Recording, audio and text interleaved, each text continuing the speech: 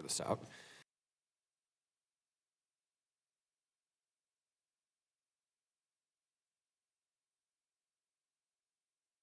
Good evening, YouTube. I am Jacqueline Leah, aka Mrs. Dave the Lawyer, and tonight we are going to watch a hearing that happened earlier today. Today is July 13th, 2026, and it is a hearing with the House Committee on Veterans Affairs. Should be pretty interesting. I'm a huge fan of our veterans. Mr. Dave the Lawyer is a veteran. He served in the Army and in the reserves. But let's get started. I know Nancy Mace is on this committee, and I always love listening to her.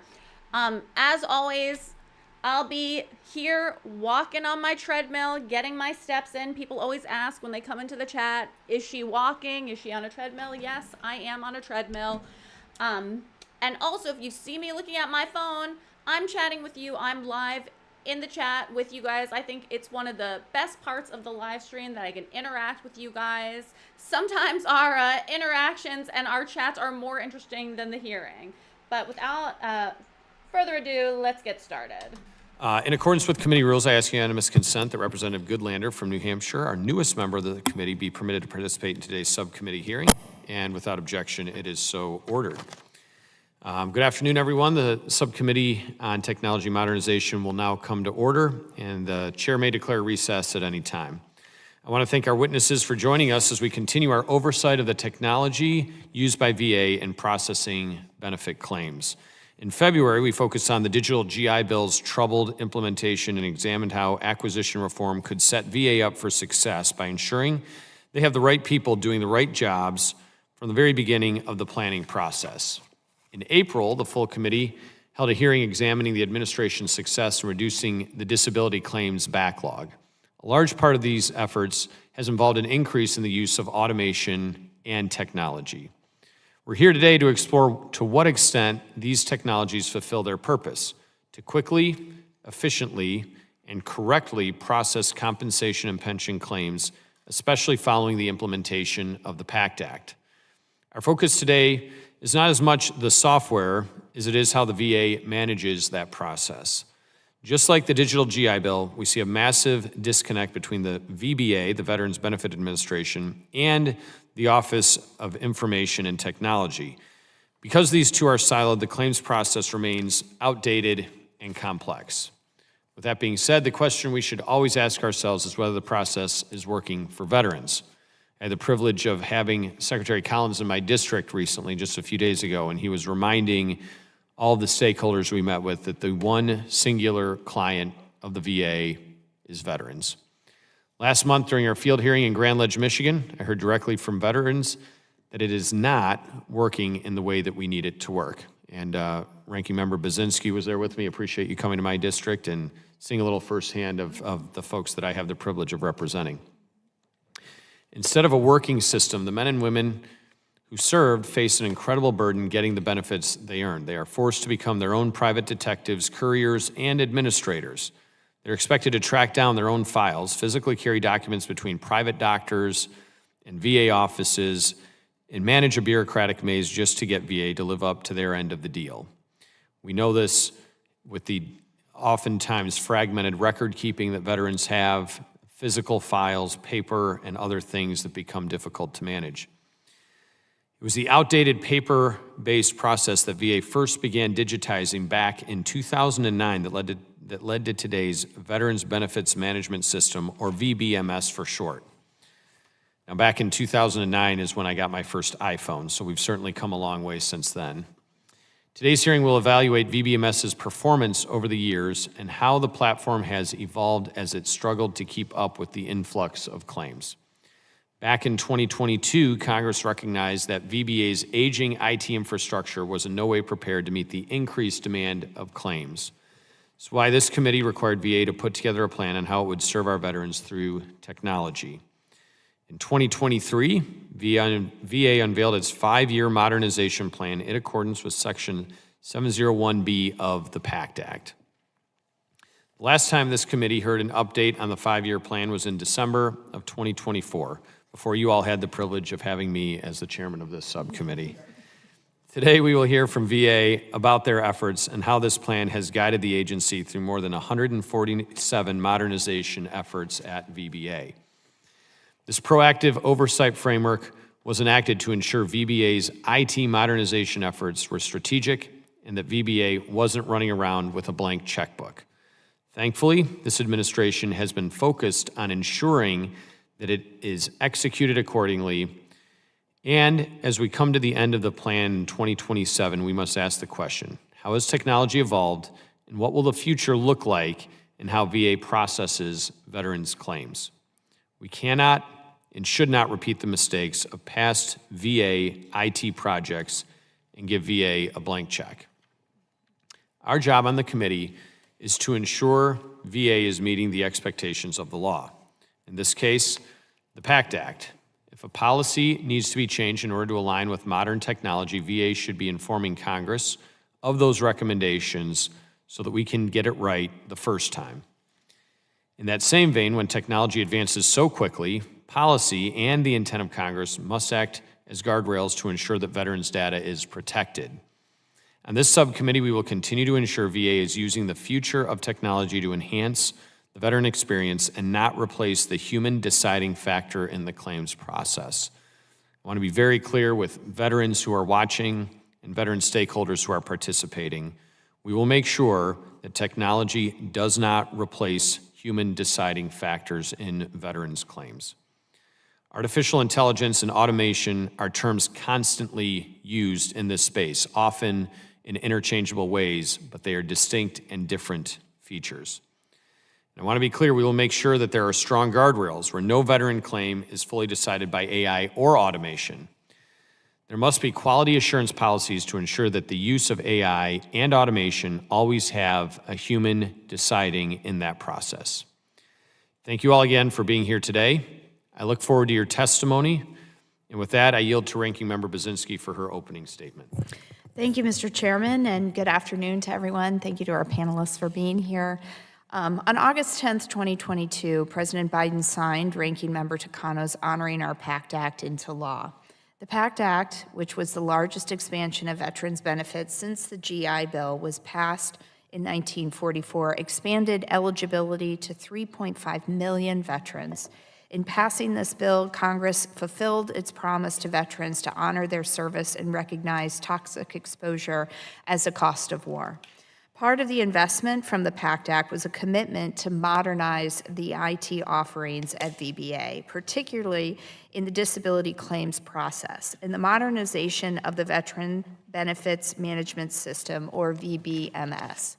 VBMS itself is a unique system, one that touches veterans, VA employees, and veteran service officers to varying degrees. Each of these groups were promised an all-encompassing system to ease the disability claims process, a system with better warm touch points for those involved and with quicker results for veterans. And unfortunately, what we see today seems far removed from that all-encompassing goal. Just as we know one pee can ruin a good night's sleep, so too can one bad update ruin a well-intended but highly interdependent claims modernization system. My staff have heard from numerous frontline employees that the system itself is clunky and heavily degraded, leading to significant downtime, hindering employee productivity, and slowing the processing of claims for veterans. Some employees noted losing up to 1 hour each day because of these lags and crashes.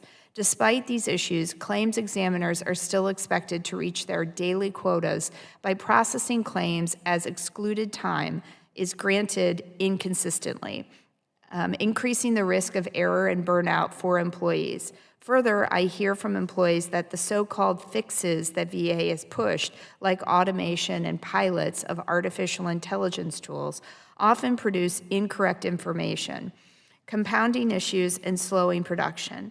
Some claims examiners have told my staff that they would consider themselves more of an unpaid software tester than a claims examiner.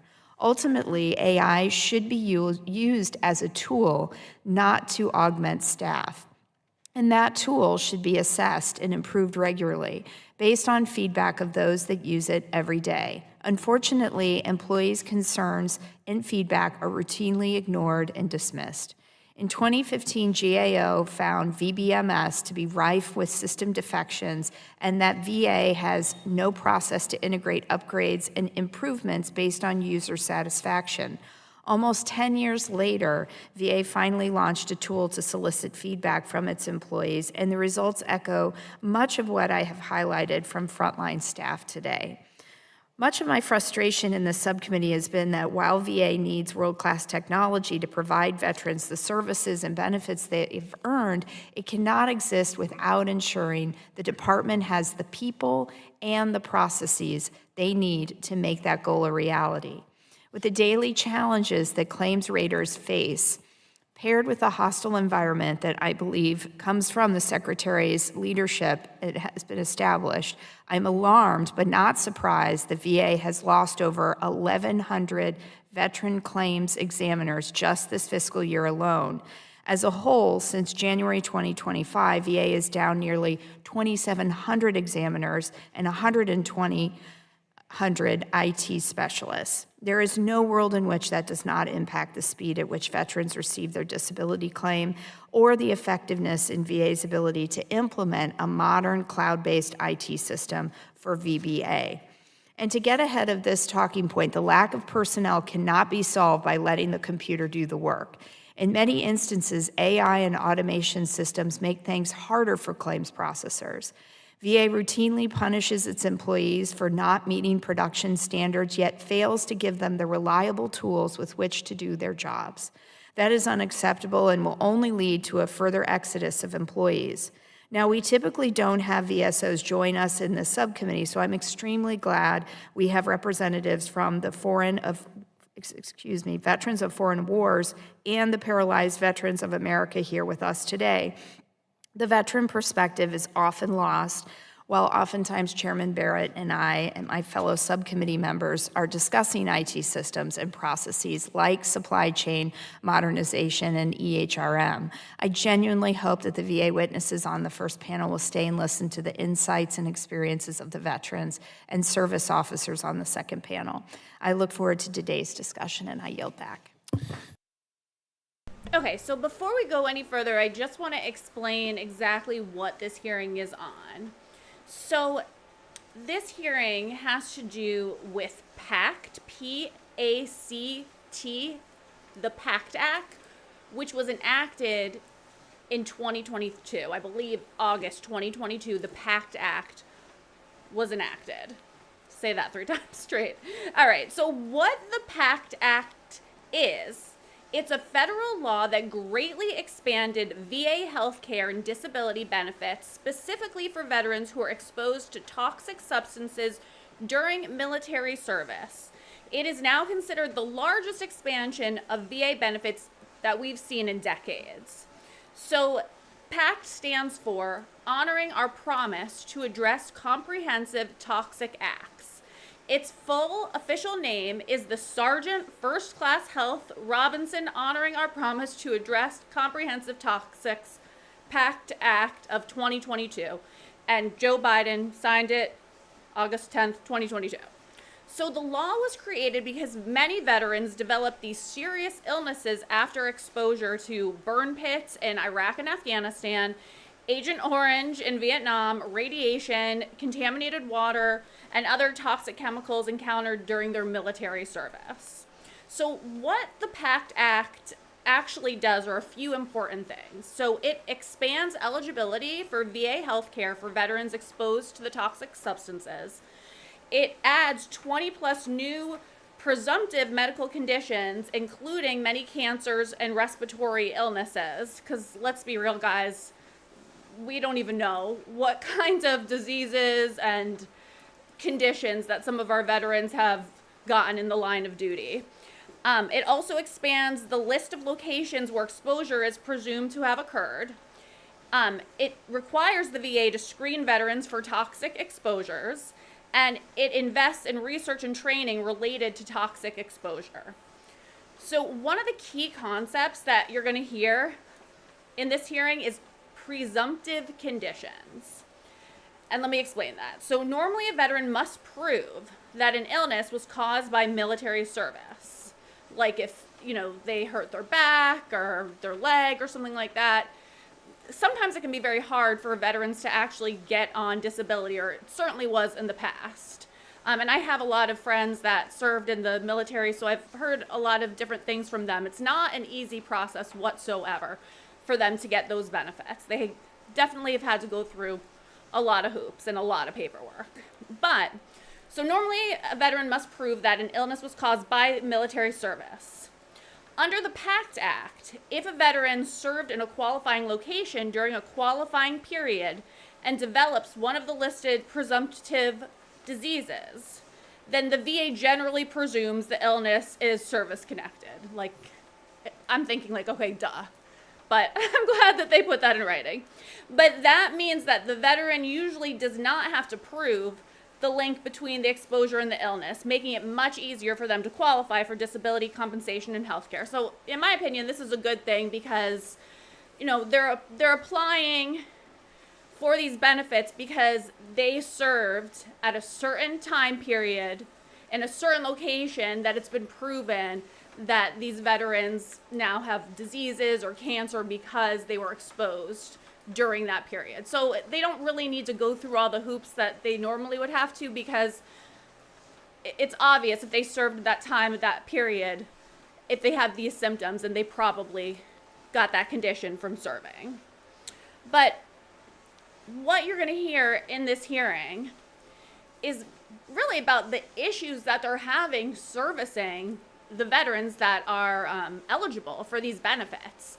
And as you heard from this witness's testimony, they just cannot keep up with all the claims that they're getting. The other thing I heard her talk about is how staff has been trying to use AI, but they're having a lot of issues because AI is not giving them great results. I think she specifically said like AI is giving completely wrong results. And to be honest, guys, I'm hearing a lot about this topic in all different industries. I don't know if I should go into detail on the story, but I'm not going to go into a lot of detail, but long story short, in the legal field, there have been several attorneys that have gotten called out because they used AI when they were writing briefings or motions, and the AI just completely makes up case law. So this is not good, guys. You can't make up case law. You can't make up diagnoses. I can go into a lot of other examples of how AI has been misused, but the bottom line is we cannot have our Veterans Affairs Administration relying on AI because it's not accurate. So it sounds like they're losing staff pretty rapidly. They cannot keep up with the demand. So this hearing is really to address that and come up with some solutions on what they can do to solve this problem, because the reality is we have to take care of our veterans. We know that we sent them certain places and now they have possibly lifelong illnesses because they were serving their country at that location at specific times. So we have a duty as Americans. We have to help our veterans, and this is basically what that hearing is about. If you have any other questions, put it in the comments in the chat, and I will talk about that. Let's continue. Thank you, Ranking Member Baczynski. And I will now introduce our witnesses from the Department of Veteran Affairs. We have Mr. Robert Orifici. Did I say it correctly? I practiced, so hopefully I got it right. From the VA's Office of Information and Technology. Accompanying him, we have Mr. Derek Herbert, Acting Chief Production Officer at the Veterans Benefits Administration. From the GAO, the Government Accountability Office, we have Dr. Sterling Thomas, Chief Scientist on GAO's Science and Technology team. If you can all please stand, I will ask you to raise your right hands for the oath. Do you solemnly swear under penalty of perjury that the testimony you are about to provide is the truth, the whole truth, and nothing but the truth?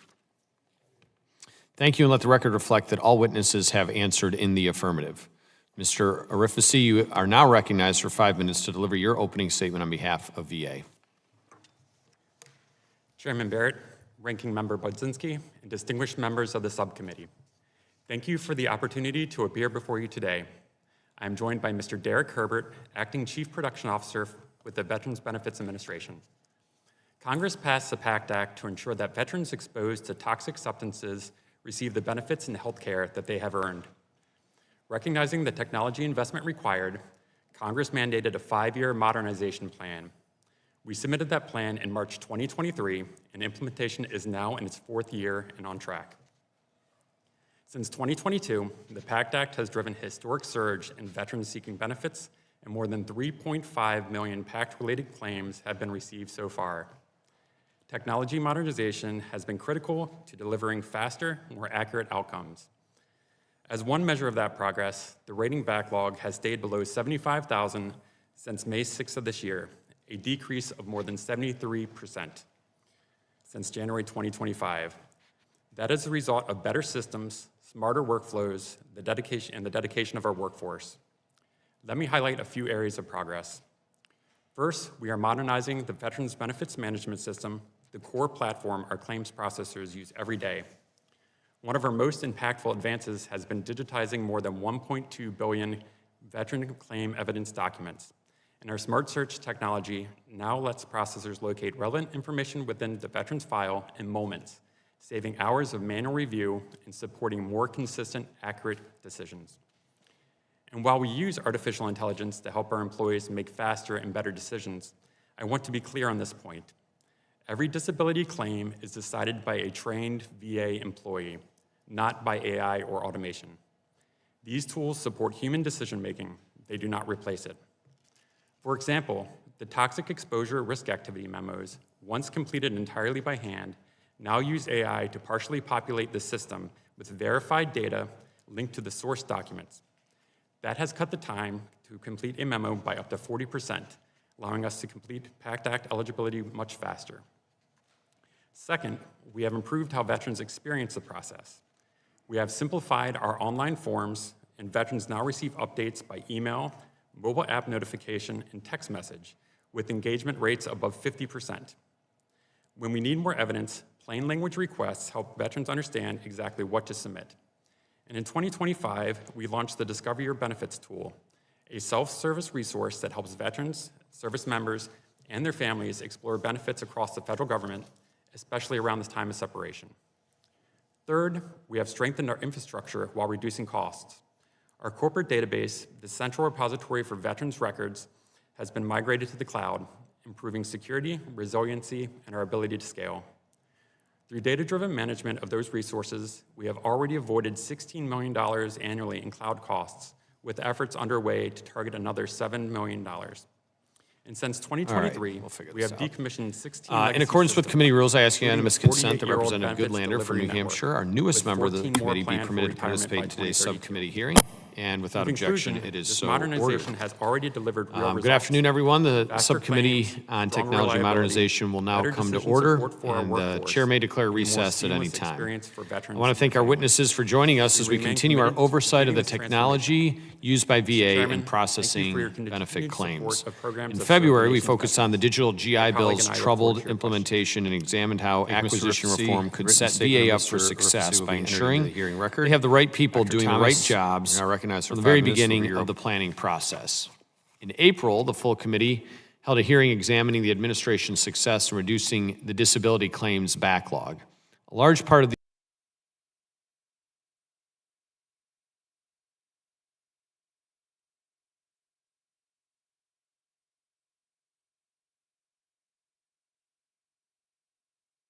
opening statement on behalf of GAO. Chairman Barrett, Ranking Member Budzinski, and members of the subcommittee. Thank you for inviting me to today's hearing on technology innovation for the Department of Veterans Affairs Disability Compensation Program. This program provides billions of dollars in disability compensation to millions of veterans and their families. VA must be able to make timely and accurate decisions about the amount of compensation a veteran receives as a matter of fairness to veterans and ensure the program is achieving its intended results. As you know, GAO is the nonpartisan watchdog for Congress, and we've been watching VA's disability compensation program closely for decades. We have 4 VA areas in our high-risk list. VA management of disability compensation claims, IT modernization, acquisition management, and healthcare, all areas of concern to this committee. New technology, including but not limited to AI, is a big part of this modernization, as well as a growing focus for GAO. We started a science and technology unit in 2019, which includes a team of data scientists. We also have a unit devoted to information technology and cybersecurity, and last year my colleague Carol Harris from that team testified before you on VA's use of artificial intelligence. My message today is threefold. First, as VA pursues new technology to process disability compensation claims faster, it must avoid the types of shortfalls we've observed in the past with technology and with managing this program. Second, as VA increasingly uses AI, we have concerns about this usage outpacing governance. And third, VA needs a workforce with the appropriate skills to apply AI and other innovations. Regarding my first point, GAO has a large body of work on VA's challenges in managing the disability and compensation program and implementing new technology. I want to be clear, the VA has responded to some of these challenges and made real improvements. However, our prior work has shown that despite these efforts, VA did not consistently achieve its goals for improvement. A main reason for these shortfalls was VA not fully using leading management practices, such as establishing goals, using quality data, and monitoring performance. These practices are also needed to achieve VA's goals for using AI. My second point, VA, like other federal agencies, is rapidly increasing its use of generative AI and plans to use AI to help process disability compensation claims. It also reports that an AI tool called the Payment Redirect Fraud Model can help identify requests to change a veteran's direct deposit that are likely to be fraudulent. I'm optimistic about some of these uses, but VA must be thoughtful about the deployment and oversight. For example, VA must pay close attention to the data, how it can support and improve disability programs, and how we can avoid causing harm to our veterans. AI poses a particular threat, a particular challenge, because it follows statistical patterns from large data sets. But veterans have experiences and needs that differ from those patterns, often dramatically. As VA develops the systems, we need to ensure it uses data sets that represent them. If we don't, AI can lead to harms like denying compensation to deserving veterans. GAO's AI framework of key practices can guide VA's approach. Broadly, AI is still in early stages of development and implementation, and rapid deployment without deliberate focus on governance has already led to unintended consequences. Before pouring data science on the problem, we need solid, reliable, ground truth data and human in the loop to ensure data reliability and application of the technology. GAO has an AI accountability framework which lays out these and other principles and key practices. My third and final point is that harnessing innovation also requires a federal workforce that has the right skills. But VA and other agencies continue to face barriers in hiring, managing, and retaining staff with advanced technical skills. This is another area where GAO has made recommendations, and we have explored innovative big-picture solutions like establishing a digital services academy. Technology, including AI and other data science tools, offers VA opportunities to save taxpayer money and to continue to honor the obligation we have to our veterans. GAO believes that sound management and governance, reliable data, and a skilled workforce are critical for the federal government to realize these opportunities. Chairman Barrett, Ranking Member Baczynski, and the members of the subcommittee, thank you, and I'm happy to respond to any questions. Thank you, Dr. Thomas. The written statement of Dr. Thomas will be entered into the record, and we'll now proceed to questions. And I will start by recognizing myself for 5 minutes, and then we'll go through the members that are here today. The first question I have, Mr. Rifasi, if you could just, for the benefit of myself and others, can you give me some examples of the difference between AI and automation and how they are distinct from one another while perhaps trying to achieve the outcome we're going for? Yes, so thank you for that question. So when we talk about automation, we're talking about very explicit tasks that are rules-based, that could follow a very explainable set of logic to accomplish that task, like ordering a mail from one point and having that delivered into the system, or pre-populating a form with data that's set from a basis of rules. When we look at AI, we're looking at various models. We're looking at some models which look at predictions and patterns to really make recommendations forward from data sets that are available. And then we have generative AI, which is really using that to generate a response or some piece of action from that. And so those are three different categories in their distinction. Is AI being used in a chat function with veterans as they're going about interfacing with the VA in different ways right now? Are there, you see a lot of these on customer service platforms and things like that. Is the VA using that technology to communicate with veterans right now? I do not believe we're using AI to communicate in chats to veterans at this point in time. Okay. Assuming that may be an interest of the VA at some point, are we able to get assurances that there would be a disclaimer of sorts or a notice to veterans that this is being done using an AI feature? Yeah, that's a great question, and I will commit to taking that back with our AI governance to make sure that that is a disclaimer. Okay, thank you. I wanted to next ask you about a situation that came up in my district, speaking with one of the county VSOs in my district. They had a veteran that came to them who had filed a claim with 14 unique situations within it, or 14 separate conditions. And he was using the quick submit system that the VA has. Now, he didn't have one of those Adobe subscriptions to fill out the PDF and everything else. So he used an online tool that he downloaded for free, and it offset some of the formatting by enough to throw off the system. It flagged it as being incomplete, and it sent it to a VA employee for review, which is ideally what should happen, is that a human takes over to look at it.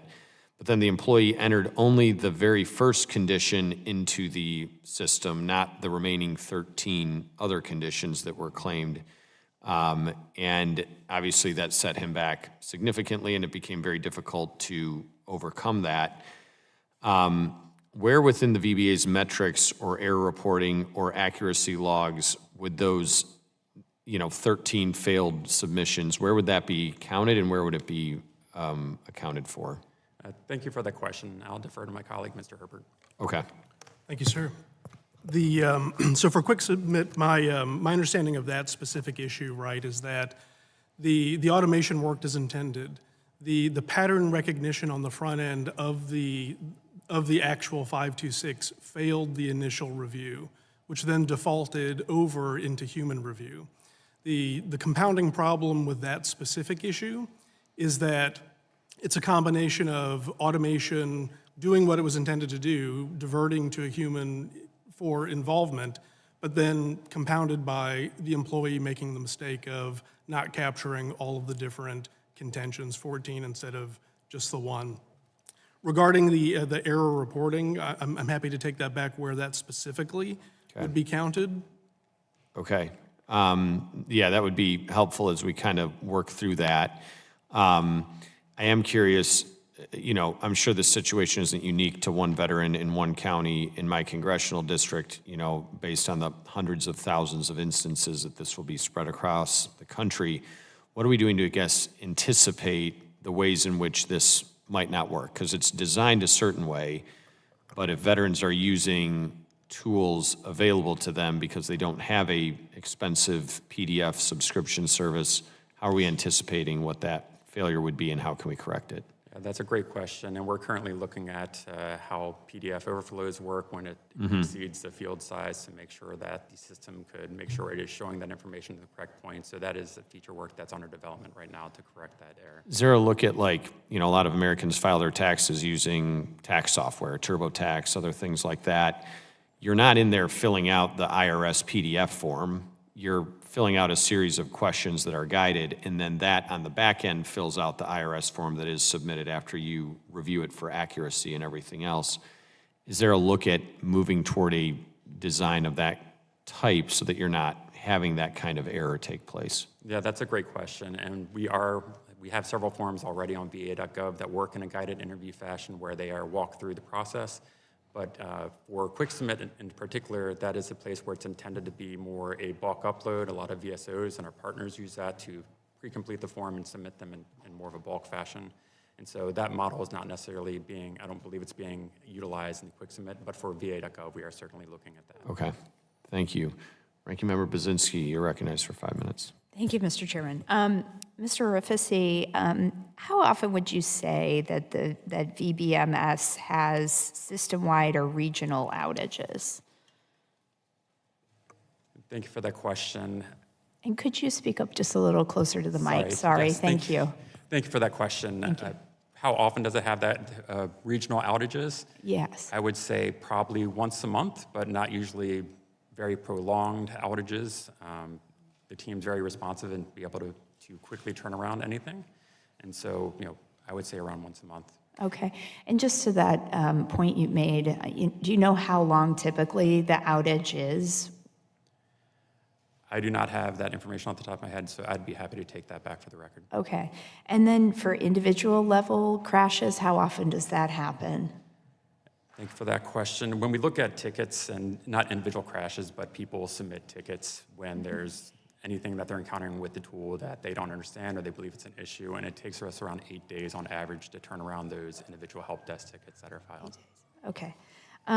One question I'd have is, would this be something that we could have more of a conversation on how the VA is tracking these types of outages and then how long the outages are, just both from a regional but also an individual position, like how often that takes place? I'd be happy to work with members of your staff to put together a briefing on Okay. the incident and incident response for VBMS. Okay, that'd be great. And we've heard from staff that they are losing, what we've been hearing is up to an hour a day with these crashes and lags, which often impairs their ability, obviously, to reach their mandated quotas. When employees experience issues with VBMS or ADS, whether it's a degraded feature or errors in the drafted case contentions, where does VA direct them in order to get resolution on these issues? That's a good question. So most of these tickets, we direct our frontline staff to submit incidents in our service management module, which is ServiceNow. And then those tickets get routed to the appropriate staff, whether that is VBA or OIT staff, to resolve those tickets. Okay. And Dr. Thomas, just to follow up, in light of these issues and concerns from frontline employees using ADS, do you believe that VA's method for receiving and addressing feedback and functionality concerns is appropriate, or do you have any recommendations?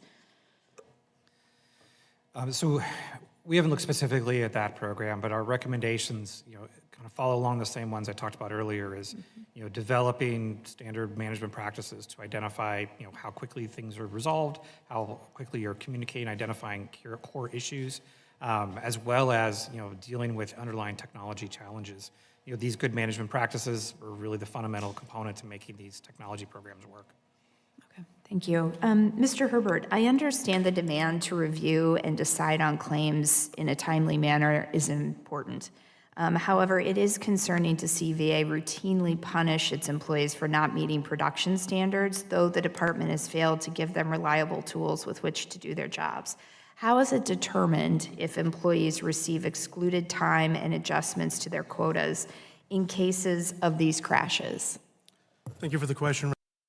Before he answers, I just want to say that to me, this is like kind of alarming to hear that the VA employees are being punished for being inefficient, not keeping up with the workload, because I feel like no other department in the government gets penalized like that. I feel like there's a lot of offices in our government that are very inefficient and really take their sweet time implementing things. I mean, the last couple days when we were streaming about the high-speed internet, it's taken 7 years to allocate and plan and get high-speed internet to rural areas. 7 years. And they can't keep any VA employees because they're not efficient enough, and apparently they're not being given the tools that they need to be efficient, and the tools that they have are wrong. I guess I'm a little bit weirded out because why do they want them to be so efficient? obviously it would be a good thing if they were efficient because we want our veterans to be served and serviced.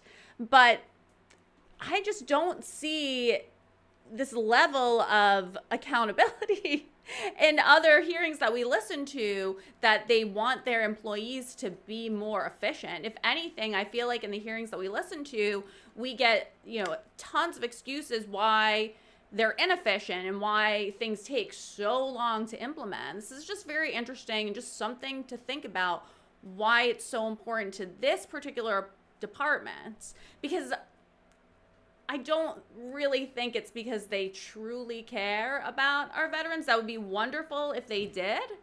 I'm skeptical. But in the chat, there have been a couple things that we've been chatting about that kind of backs up with what I'm saying. It's really interesting. But if you're out there watching, please put your comments in the chat. I'm genuinely bewildered. Ranking member, this is really the purview of our Office of Field Operations, but what I can absolutely tell you is that the automation capabilities that we're deploying are not intended to replace employees. And I also want to be very clear that in disability compensation, automation is not making decisions on claims. What we really strive to do is look at those really high volume, highly administrative tasks, focus our resources and really basic automation on those capabilities, so that we are really supporting and augmenting the productivity of our employees. It is the shared concern of all of us, where we do not want to put anything that is not usable in front of an employee. Yeah, because obviously they're wanting to meet their quota, but if the system crashes, how do they account for that in relation to their quota and not get penalized for it, I think is the bigger concern. Just to follow up, from what I've heard from employees is that this time is not granted consistently in cases of regional or individual level outages. How is VA working to standardize this approach and best support its employees facing degraded interfaces in the downtime? I would say oftentimes that the outages may not manifest themselves the same way across the entire enterprise of 56 regional offices. So we absolutely do need to work with the Office of Information and Technology on, as outages occur, rapidly identifying to what extent and who exactly is impacted, so that we can have an accurate logging of who truly is impacted and offline, unable to serve veterans. So it's on a case-by-case basis? Yes, ma'am. Okay, I yield back. Thank you, Ranking Member Brzezinski. I just missed a call from the Battle Creek VA appointment line. So if you're watching today, I'll call you after this hearing is over. But with that, Mr. Luttrell, you're recognized. I better hope that works. Yes. Yes. Thank you, Mr. Chairman. Thank you all for being here today. So in the build out of the IT system, or the modernization of the IT system, where all of the veterans data is moving through the system, trying to get the benefits kind of under control, but processed completely. Mr. Herbert, Dr. Thomas, you mentioned quality of data. And the way that I understand it, which is a great point, the way that I understand when a veteran's information enters into the system, it has to go through a process where the rating, the VSR has to go into the Department of Defense, find all the information about the veteran, push that thing along. If another benefit is added, it starts completely over. I have no idea why the VA hasn't said, all stop. If we are doing a modernization that's costing billions of dollars because we need clean, refined data on a veteran, why can't that start in the Department of Defense? Why can't we have, I don't know who your counterpart is, sir, Mr. Rifsey, in the Department of Defense, Department of War, and say, okay, hey, look, there is no doubt that when you leave the service, you're going to be a veteran. And we are having so much trouble inside the VA collecting all this information, this clean information, to push this information through for veterans and their benefits. Can't you tee that up for us? Because the struggle that we have with employees, the Department of War doesn't have that problem.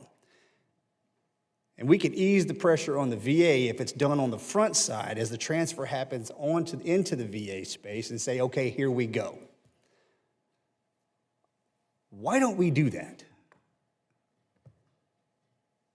That's a great question. I look forward to the confirmation of our CO, listening to his nomination hearing, he had this as one of his top things, bringing over that record from DOW and starting to really have that solid record to build from. I agree that this is something that's very important, starting with that data from DOW. I mean, it's 2026. We figured this out, and we're trying to develop language models that can do all this. We're spending billions and billions and billions of dollars on our side, and the Department of War is doing the same thing on their side. And I hear, trust me, I got it. Hey, well, we don't communicate. We don't like to talk to each other. Okay. But inevitably what happens on the backside is the veterans are the ones that are suffering. And it seems like, as the United States government, we can kind of figure this thing out. I have said it once, and I'll say it 10,000 times. I have no idea why you can't, before you leave active duty, sit down with somebody who has your entire record, all your medical, all your certificate, everything, and just drag that bad boy from one computer to another. Call the VA, like, hey, Lieutenant Luttrell is inbound. Do you have him? Yeah, I got him. And it's all of his everything, every 1 and 0 that corresponds to him is in the system, and the benefit package is teed up, ready to go if he needs it. But we keep kicking the proverbial can down the road every single year, trying to figure out another lane to walk in, it seems like, in the VA, when the Department of War could easily hand this off to us. There's veterans in the room. Just think about the onboarding that happens when you sign that line and swear in everything from start to finish, and what they do, and then when it's time to leave, the bullet train doesn't stop. It's ready, set, go. Oh, and by the way, here's all your stuff, and if you don't have it, you got to find it later, and good luck with that, because you're no longer a military asset, you're a civilian again, and we really don't have time to help you out. And then that's kicked off to you guys. And then the VA has got to go grinding through to try to find the information for the veterans. So when it comes to the PACT Act, you would think that the military would be great about writing down and documenting where we all were, everything that we had touched. And when the VA tries to find that, the Department of War is like, no, we don't have it. And then you got the veteran in the middle saying, yeah, well, I was there. So why can't we have this guy? I don't have a question for you. This is 5 minutes for me to rant, so I appreciate it. It just seems so easy for the secretaries, the DepSecs, and all of you to say, hey, look, create a language model that communicates between the Department of War and the VA, take the veteran out of the equation, do all the lift for them, and when they're out, they're ready to go. I just really wish that would save, I don't know how many billions of dollars, how many months, weeks, and years of time from start to finish. Mr. Chairman, I yield back. Thank you, Mr. Luttrell. Ms. Goodlander, you're recognized for 5 minutes. Welcome to the committee. Thank you. I'm so glad to be here. Thank you to our witnesses for being here today. Congressman Luttrell, I couldn't agree with you more. I was looking at the VBA's annual benefits report, and I'm curious about this point Congressman Luttrell is making. So am I right that this past year you've brought around 500,000 new recipients into the compensation program? Thank you for the question, Mr. Herbert. Yes, thank you for the question, Congresswoman. This year we have, I'm not exactly sure the number Or in fiscal year 2025? of new claimants, but this year, Yes. but this year we have received already 2.3 million claims. I don't know to what extent those are new applicants. Well, to the extent, I'd be curious, and we'll follow up with some additional questions for the record, but to just get a better understanding of your new compensation recipients, how many are coming directly out of active duty, and could we cut down on some of the bureaucratic processes? I do want to ask you about claim examiners, and Dr. Thomas, I'm delighted that you're here. I wish we had a GAO witness in every hearing in Congress.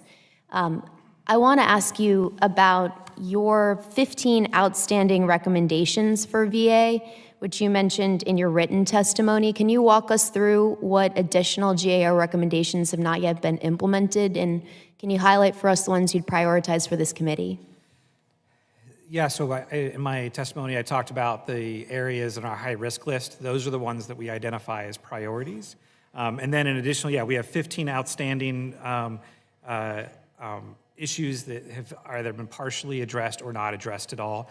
It would take a long time to go through them, but the foundational component to each one of these comes back down to making sure you're identifying clear goals for your programs, if you're particularly in the AI and automation space, designing pilots that have specific conditions that meet those goals so that they actually do serve the purpose you're after, and define the limitations of how you use it. A lot of the technology modernization management issues we've identified come down to those basic things. Thank you. Could I ask how many claims examiners or processors are currently employed who focus on compensation, on disability compensation? How many are currently employed by VA? Thank you, Congresswoman. I don't exactly have the exact number Do you have a rough estimate? at this moment. I believe there are about 30,000 or so employees in VBA. And how many claims, what's the role of a claims processor, would you say, just when it comes down to it? Mission critical, right, in delivering benefits to veterans? Absolutely mission critical. Really, I think it's divided into two primary categories. One would be the acquisition, the development of all of the pieces of evidence needed to adjudicate the claim, and then, of course, it would be the actual adjudication of the claim. So this is not something that can be entirely outsourced? By technology? Correct. No. In disability compensation, and to be clear, technology it will never be intended to automate a claim for disability compensation claims. So how many processors, claims processors, do you have on staff at the VA right now? Can you get us that answer? I'll be happy to. Have you reduced the number of claims processors since last January? I can certainly take back the. You don't know if you've lost in numbers? Well, generally speaking, VA has reduced the number of employees, but what I would also say is that we are also currently hiring right now. So there's open hiring activity happening across VA right now. Understood. I share Congresswoman Buzinski's concern that she raised at the outset of this hearing. We are losing experienced federal employees who have been career civil servants, who have done this hard work, work that cannot be outsourced entirely to technology. We're losing that experience in the workforce, and it's leading us to have less accurate adjudication of claims. So we will look forward to receiving from you the numbers so that we have a clearer picture about what's happened to this absolutely critical portion of the VA workforce. Sound good? Yes, Congresswoman, we'll take that back. Okay, thank you. I yield back. Thank you, Ms. Goodlander yields back, and you'll be excited to know that I think in virtually every committee hearing, we've had someone from GAO present at our hearings, so we do take that seriously. We're going to do a 3-minute second round for this panel. I'll recognize myself for 3 minutes. Dr. Thomas, just to kind of continue on some of the discussion you were having, obviously you've got a level of expertise in this, and one of the things that we're wrestling with is overlaying a very advanced technology, automation and artificial intelligence that is still kind of on the leading edge of what it could become. It's not really fully refined yet. I think it's so interesting how many hearings we've been listening to in the last few months that are all about AI. And I understand, this is a hot topic right now. Everybody's using AI. AI is getting very advanced. But at the same time, I don't know exactly what the word for it is, but it's not as good as it originally was. If you were somebody that used ChatGPT at the very beginning, I feel like ChatGPT used to be better. It used to be more accurate. And as I've used it more and more, I feel like it's just not as good as it used to be. I think there's a few reasons for that. One, I think that most likely, and this are just my theories, but I think most likely at the beginning, at its inception, it was giving more of the truth. It was trained and it was searching through the internet and it was giving a lot of truthful answers at the beginning. But I think that the powers that be, or the owners of the AI chats, they've been censoring things to control the narrative. And I think there could be code in it to purposely put false information if you search for certain topics. And maybe certain lobby groups, or I don't know who's behind it, but maybe there's a reason that people are looking up legal cases and certain AI is giving them made up cases. Maybe that's done on purpose to weed out who's actually doing things the right way and, reading over their work and who's not. But the biggest problem I see, though, is that people are just very reliant on AI to give them the correct answer. And if you are at this point, you're gonna, I don't want to say get in trouble, but that's not the right way to use AI, in my opinion. AI is amazing when you're already like an expert or have a lot of knowledge on a topic. And if you know how to prompt it correctly, AI can do wonderful things. But there are too many people just asking it, 1 or 2 sentence questions or 1 sentence prompts and relying on AI for all the answers, and they don't know the answer to begin with. And I believe that that's why a lot of mistakes are happening. In my opinion, if we're going to allow an industry to use AI, then they should not be using just like an open AI software. They should be using an AI tool that is programmed specifically for that industry. So if they're using an AI software to help them with medications and coding, that AI software needs to be specifically coded with all of that information to make sure it's accurate. Same thing with legal software. There is legal software that exists that is solely trained on real case law. So when you ask it questions, there's nothing for it to pull from to make up answers. Like, it only has real case law within it. And that's the kind of software that attorneys, for example, need to be using. But a lot of people, I feel like, are getting called out. Hopefully people are learning their lesson with AI. There's a right way to use it, and then there's a wrong way to use it. And it sounds like our government has not figured out how to use it right. And yet it's being laid on top of legacy systems that are kind of based on a paper intake type of system. It says in my notes here, rapid automation models over rigid legacy databases. So maybe that explains it more in scientific terms. Why is it critical to establish an independent testing and performance management framework in that environment? Well, just as thank you. That's a great question, and it's something that is happening across a lot of agencies, but specifically within VA. The challenge is just as you described. You're putting this advanced piece of technology. It's looking at all of that information that's paper-based, OCR to some level of quality. OCR means it's pulled the actual text off the page. That's where you're looking at the photo of the Yeah. word and you're Yeah. pulling that as like an image of Exactly. the words on the page. To try to get that understanding, because the large language models is one example of AI, is looking for that language. That's what it needs to make the determination of what is actually said in that document. If you don't have that high quality data, it's going to be broken from the beginning. It's the same garbage in, garbage out you've heard from other types of automation tools.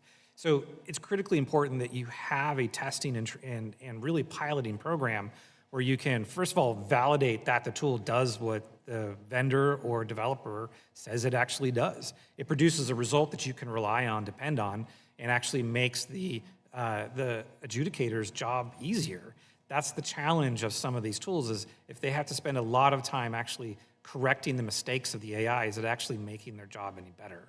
And that's what you'd find out from a well-designed study. Sure. Okay. Thank you. Mr. Rufisi, I got a couple of quick questions for you before I have to yield back.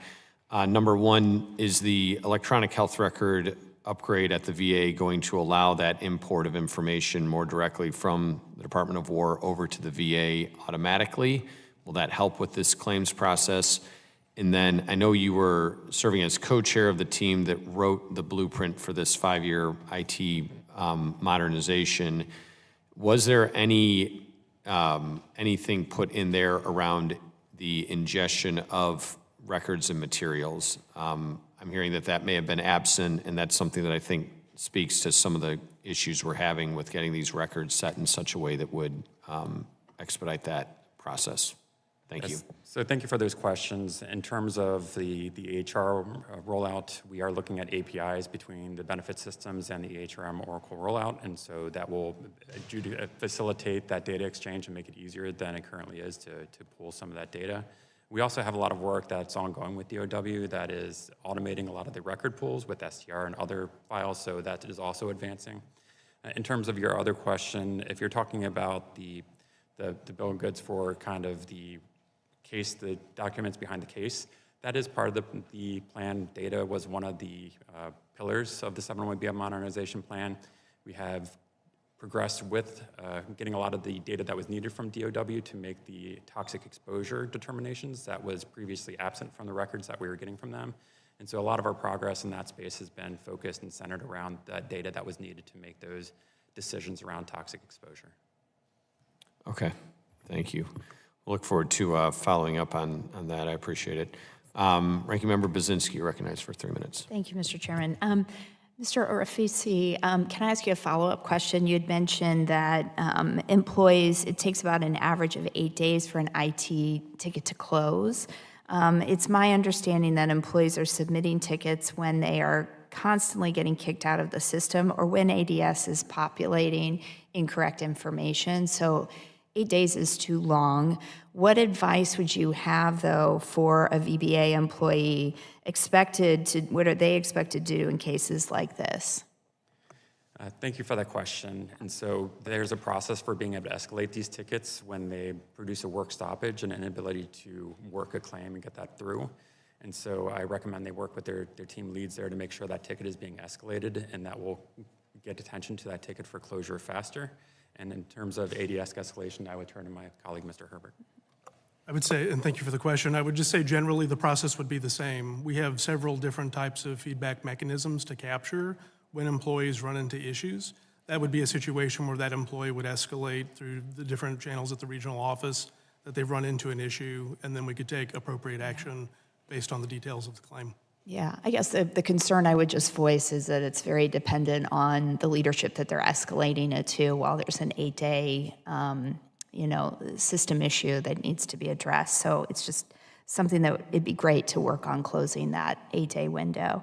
Mr. Herbert, my next question actually just for you is earlier you mentioned that VA plans to always have a person making decisions, yet just a month ago, VA decided to fully automate DIC, burial, and other end-of-life benefits. Why has VA chosen to disregard the automation and modernization framework we laid out in the PACT Act? Thank you for the question. My focus specifically is disability compensation. So if I wasn't clear previously, to be clear now, it is for disability compensation claims, automation would not be making decisions. Okay, I'll yield back. Thank you. Ranking Member Baczynski yields. Mr. Luttrell. Thank you, Mr. Chairman. Is it the older generation veterans, are we having more success inside the VA with benefits with the younger generation, my generation, and forward? So I just want to say this one thing. It's off topic for the stream, but it has to do with this chat. Some people in this chat are talking about Donald Trump has dementia. And I feel like the whole Donald Trump has dementia is like the mainstream media propaganda. There's absolutely no evidence to suggest that our president has Alzheimer's or dementia. Now, when Biden was president, people often accused Biden of having dementia because let's be real, guys, he exhibited the behavior of somebody that wasn't all there. I mean, he's fallen down the stairs, he's walking the wrong way, he's making statements and comments that just do not make sense whatsoever. Confusing names, talking about his dead son being alive. I mean, those are all like symptoms of somebody that may have dementia. I think we can all agree on that. But what the left and the mainstream media loves to do is they'll accuse the right of all the stuff that they're actually doing. So when they accuse Trump of having dementia or not being all there, that's just them projecting, because we experienced that already when Biden was our president. There's literally no evidence to suggest that Donald Trump has anything wrong with him whatsoever, in my opinion. And I have met him personally, and I have been at events with him multiple times, on multiple occasions. And I know that there's some crazy conspiracies out there about him and his family, and I've heard conspiracies about him being the Antichrist, him being an alien, all kinds of crazy stuff. But I can tell you from somebody that has met him, looked him in the eye, shook his hand, he is not somebody that has dementia. He is not an alien. He is not whatever you say about him. It's just not true. He's got really good energy, really good vibes, like a very nice person when you meet him in person. And that's just my own personal take. But to say that he has dementia and this crap that people are typing in the chat, that's just not true. That's just mainstream media propaganda. You have TDS, and you just need to get over it, because it's not true, and you just sound stupid when you say that. Let's continue. And the older generation's having the problems, or is it still a challenge for up into today? Thank you for that question. I will defer to Mr. Herbert for that information. Yes, sir. Thank you. Thank you for the question. I'm not sure that there is a general demographic pattern. I think really the one thing that is true that affects a claim regardless of demographics is, are all of the different record sets available as rapidly as possible to process the claim? So whether you are What does that mean? Well, as an example, if you were a post-World War II Korea veteran and your military personnel file was destroyed in the fire at the National Archives in 1973, there would be a supply chain dependency on acquiring the record. But those are very small numbers. Well, it is now. But For our remaining, I like to say our forefathers and mothers, but up until now. That's absolutely true. Another example might be private medical records. So depending on the provider, we oftentimes have different levels of... Is the private medical record the one that's slowing the process down more than this active duty service record? I think it's a combination. So where we're at with service records, we recently just piloted with IT the ability to connect to the Department of War system of record to automatically pull military personnel files. We automatically trigger service treatment record requests also from the Department of War. We receive about 2/3 of SDRs within one day. So there's still a lot to do on the Department of War side. However, we are seeing pretty significant progress. I would say that private medical records, we receive about 8,000 of those requests a day.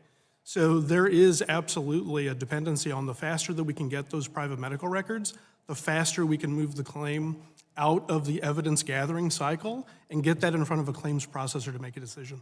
Those aren't just community care providers. That's just a medical record period across whomever they may be seeing, That's correct, sir. which means they need to hand walk that from their provider over to the VA. Well, ideally we're not hand walking. We really don't want to put that administrative. You'd be interested in what I hear in my district, sir, but I'll agree with you. Go ahead. Yes, sir. Really where we need to get to and where automation holds promise is as that request comes in and as the veteran authorizes us to go out and get those records for him or her, we are able to automatically trigger that initial response. The challenge comes into play where private providers, there's a variable amount of time that some providers respond very well, some providers don't. And so we cannot advance the claim unless we've done our due diligence to acquire those records. And you have the records. All right. Thank you, Mr. Chairman. Thank you, Mr. Luttrell. Ms. Goodlander for 3 minutes. Thank you, Mr. Herbert. I just wanted to come back to the choke points and the delays that you're seeing. Can you walk us through the most common paperwork gaps or the most common delays that you're seeing in the system when it comes to, because you've just helped me understand your argument about automation and the role it can really play. Have you chronicled these anywhere? Where are the main choke points? Thank you, Congresswoman. Yes, I'm not sure that it is chronicled, but the data absolutely suggest and identify that 80% of our claims right now are in the evidence gathering phase. So we have about 600,000 claims that are pending. 80% of those are in evidence gathering. That evidence consists of a variety of different records. That could be military records from the National Archives. It could be military records from Department of War, depending on period of service. It's private medical records. It's any number of those pieces of information that we need. There's no question that evidence gathering is the place where resources need to be leveraged and where we're leveraging automation to help accelerate that process. So 20% of your pending claims are currently before examiners who are adjudicating. They are either in pre-evidence gathering, so the initial development, so we'll receive 20,000 pieces of mail today. That would be before evidence gathering. 10,000 of that would be claims. That's before evidence gathering, and then you have 80% in evidence, and then you have the remainder that would be at some stage leading up to adjudication and award. And of the 600 pending claims, do you have a count on how many of these are moving through a process that's almost entirely digital? What percentage of the claims have some physical hard copy element to them? I don't know that number offhand, but we absolutely can identify the number of claims we're receiving, whether it's through va.gov or through Quick Submit, or the files, or the claims that come in through paper. I don't have that in front of me, but I can certainly get that for you. Well, we'd love to work with you on this. Congressman Luttrell and I both serve on the Armed Services Committee, so anything that we can do to help cut the red tape and make this a more workable system, we want to work with you to do that. I'd welcome the opportunity to work closely. Thank you. I yield back. Thank you. Representative Goodlander yields. So thank you for our panelists on panel one. Appreciate you participating. Look forward to hearing back on the outstanding remaining questions that are out there. And I'd like to bring up our second panel for the second half. Thank you.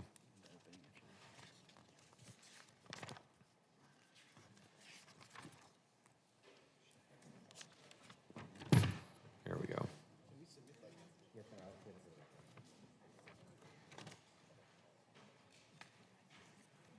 All right. No, that's okay. We're right here. Yeah. Quick shift change.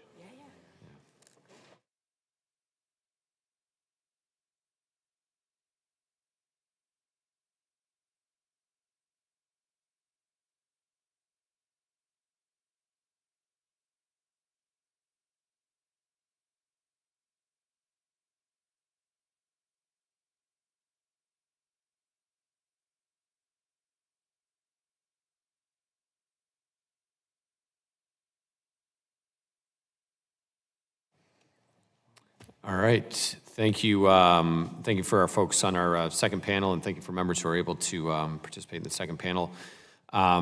Introducing members on our second panel today, we have Mr. Caleb Max, President and CEO of the National Artificial Intelligence Association.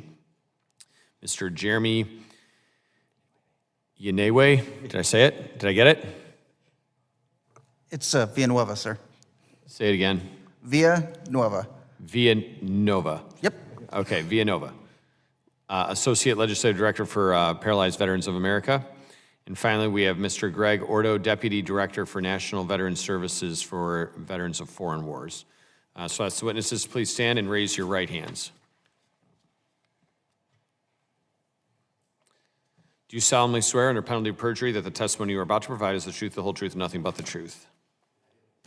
Thank you, and let the record reflect that the witnesses have answered in the affirmative.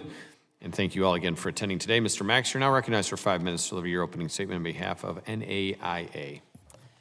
Good afternoon, Chairman Barrett, Ranking Member Buzinski, and distinguished members of the subcommittee. Thank you for this opportunity to testify today. My name is Caleb Max, and I am President and CEO of the National Artificial Intelligence Association. NAIA, the premier association representing hundreds of companies dedicated to driving responsible AI innovation and adoption across industries, including the federal government. Before the invention of the automated teller machine, or ATM, every bank customer had to wait in line for a human teller regardless of how simple their transaction was. A customer depositing $20 waited behind customers with much more complex transactions that took far longer to process. ATMs changed that. Simple, rules-based transactions were automated. Tellers are free to handle what actually required human judgment. And I don't think anyone would argue that ATMs replaced tellers in a meaningful or harmful way. They made the whole system faster, more accurate, and more accessible. The approach that makes this work is called neurosymbolic AI, a combination of rules-based logic that the federal government has used since the 1970s and modern AI capable of reading, interpreting, and routing complex information. If an automated system cannot approve of a claim based on available evidence, if it can approve a claim based on available evidence, it does. If it cannot, it flags the claim for human review with the evidence already organized and the relevant gaps identified. The human always maintains the loop. The human always has the final word. This is the model that the VA needs. Not AI replacing people, but AI handling what does not require human touch so the VA employees can do what they do best, which is supporting our American heroes. I want to address a concern directly that I know is in this room and has been mentioned already. That AI will replace the humans that approve veteran claims. It will not, and it should not. Augmentation of work with technology is not a threat to the workforce, it is a force multiplier for it. And for veterans waiting months for a decision that determines their access to care and compensation, that difference is everything, which is why statute matters. Today, AI governance of veteran affairs benefits at the VA lives mostly in contract language. That approach has three flaws. First, safeguards vary from contract to contract. Second, they expire when the contract does. And thirdly, Congress has no systemic visibility into whether the AI governance and standards are working. OMB guidance sets a baseline, but memoranda can be revised or withdrawn. Congress should elevate these safeguards into permanent department-wide law applied to every AI system that touches a veteran claim. From the standpoint of the AI industry, clear statutory requirements are not a burden, they are a roadmap. When companies know the rules on development, deployment, transparency, benchmarking, traceability, as defined by the customer, in this case the VA and the VBMS, they build to that standard and deliver measurably better results.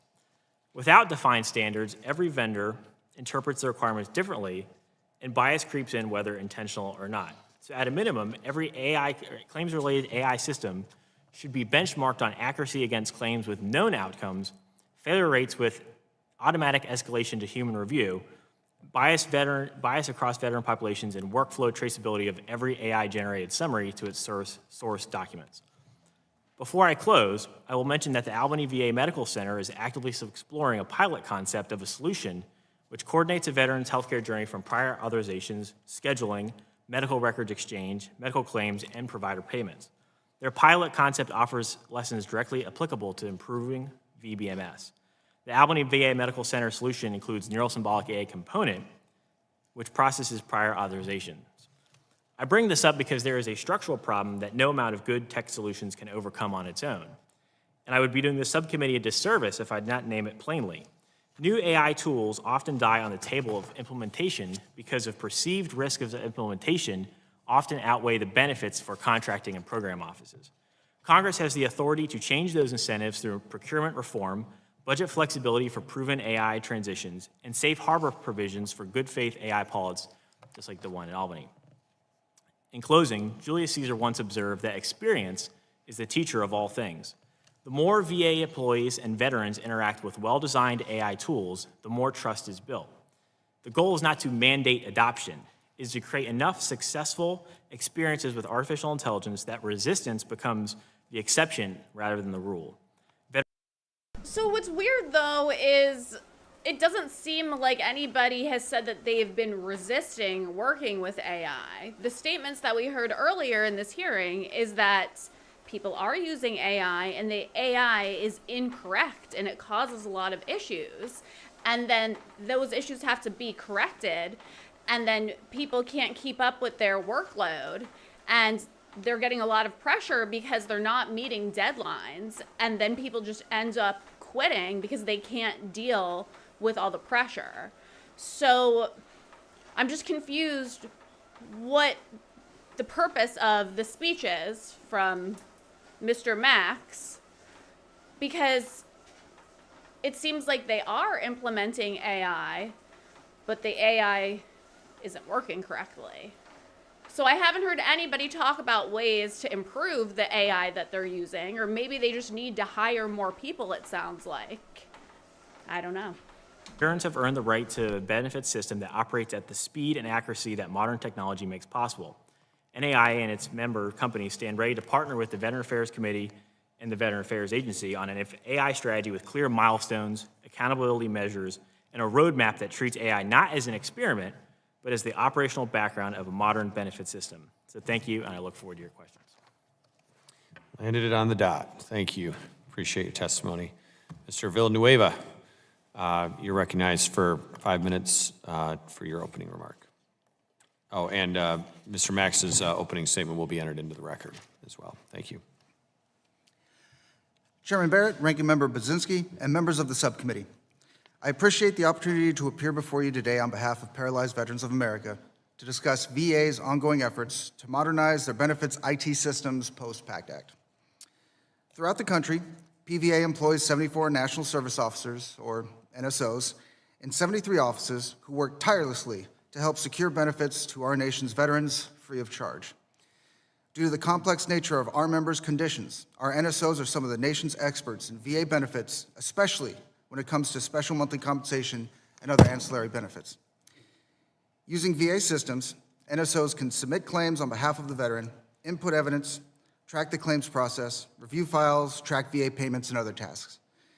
This is a capability that non-accredited agents do not have.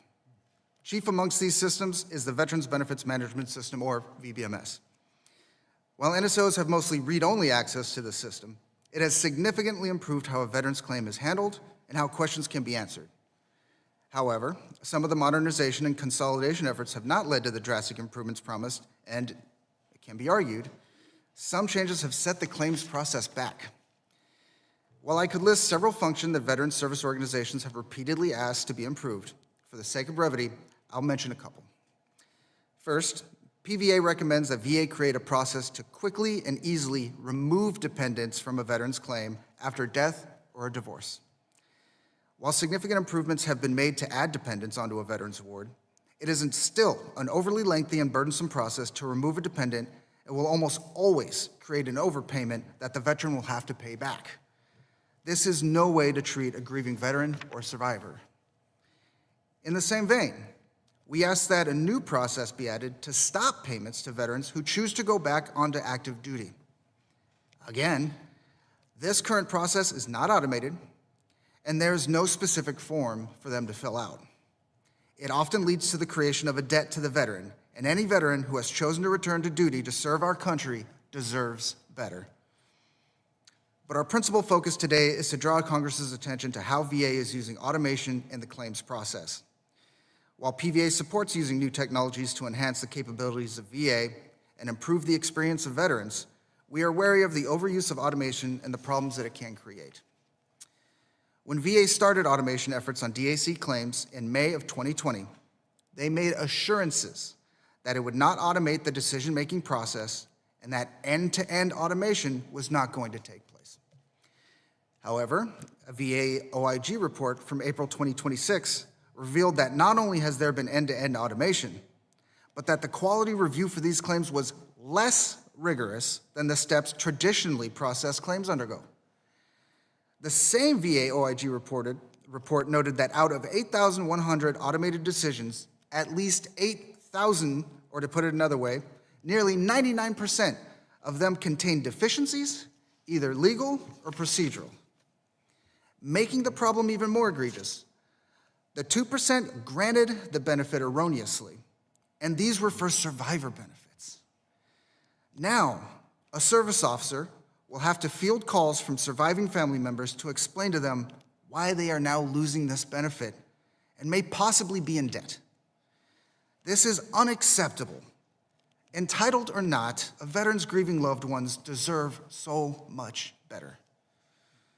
In conclusion, Mr. Chairman, while PVA is supportive of efforts to use new technology as a tool to help smooth out the claims process, it should be remembered that AI and automation are just that, tools. And while a chainsaw is more effective than an axe, if not used properly, it can also be more destructive. Thank you once again for the opportunity to present our views on VA's disability claims process. We look forward to continuing our work with you to ensure that VA system. So he brings up such a good point, and that's kind of what I've been saying all along. AI is a great system, but you have to know what you're doing in order to utilize it properly.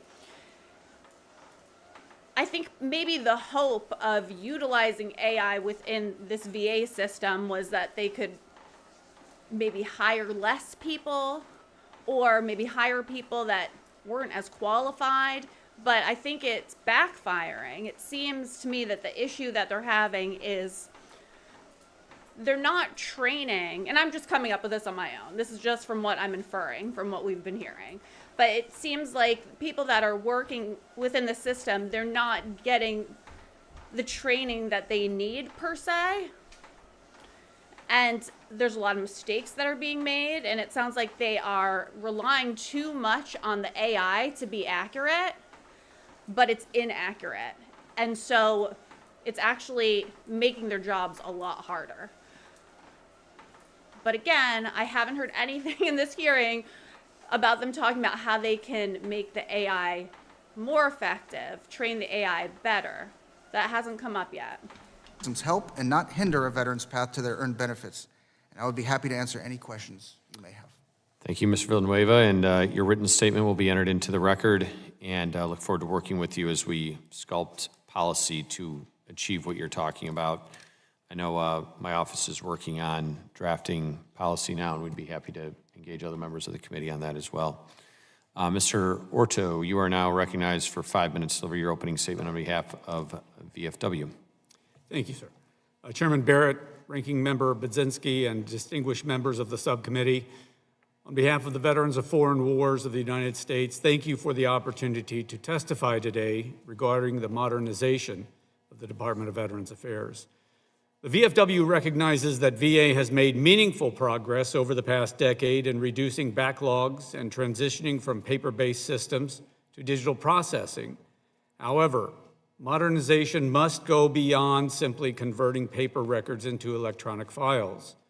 Service members, veterans, their families, and their accredited representatives still face significant challenges caused by the fragmented systems that do not fully communicate with one another. While the Veterans Benefits Management System, or VBMS, was a major advancement when first implemented, it currently operates more as a depository or repository than truly integrated case management system. The system is 16 years old, and it's time to take a serious look at VBMS for an overhaul. VA employees who navigate VBMS on a daily basis somehow make it work for them and the veterans that they serve.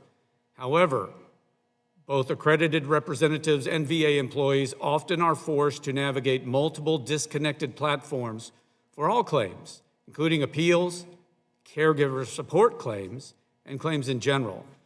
This fragmentation creates unnecessary delays, duplicate work, inconsistent visibility into claims activity, and increased risk for avoidable errors and missed evidence. It is an ecosystem of disconnected programs that cause frustration for both veterans and those working in that system. It works, but so did my Chevy Vega back in the day. It got me from work to home. It was smoking, the radio cut in and out, and I hope the engine didn't blow every time I turned it on. The VFW does believe that service members and veterans deserve a modernized system that provides real-time visibility, integrated communications tools, and seamless coordination across all VA benefit lines and the appeals processes. Modernization should improve transparency and usability not only for VA employees, but also for veterans and their advocates who use that system every day. The VFW also recognizes the growing role that automation and artificial intelligence may play in improving administrative efficiency and reducing repetitive workload issues. However, we strongly emphasize that automation and AI must remain a tool that assists VA employees, not replace them.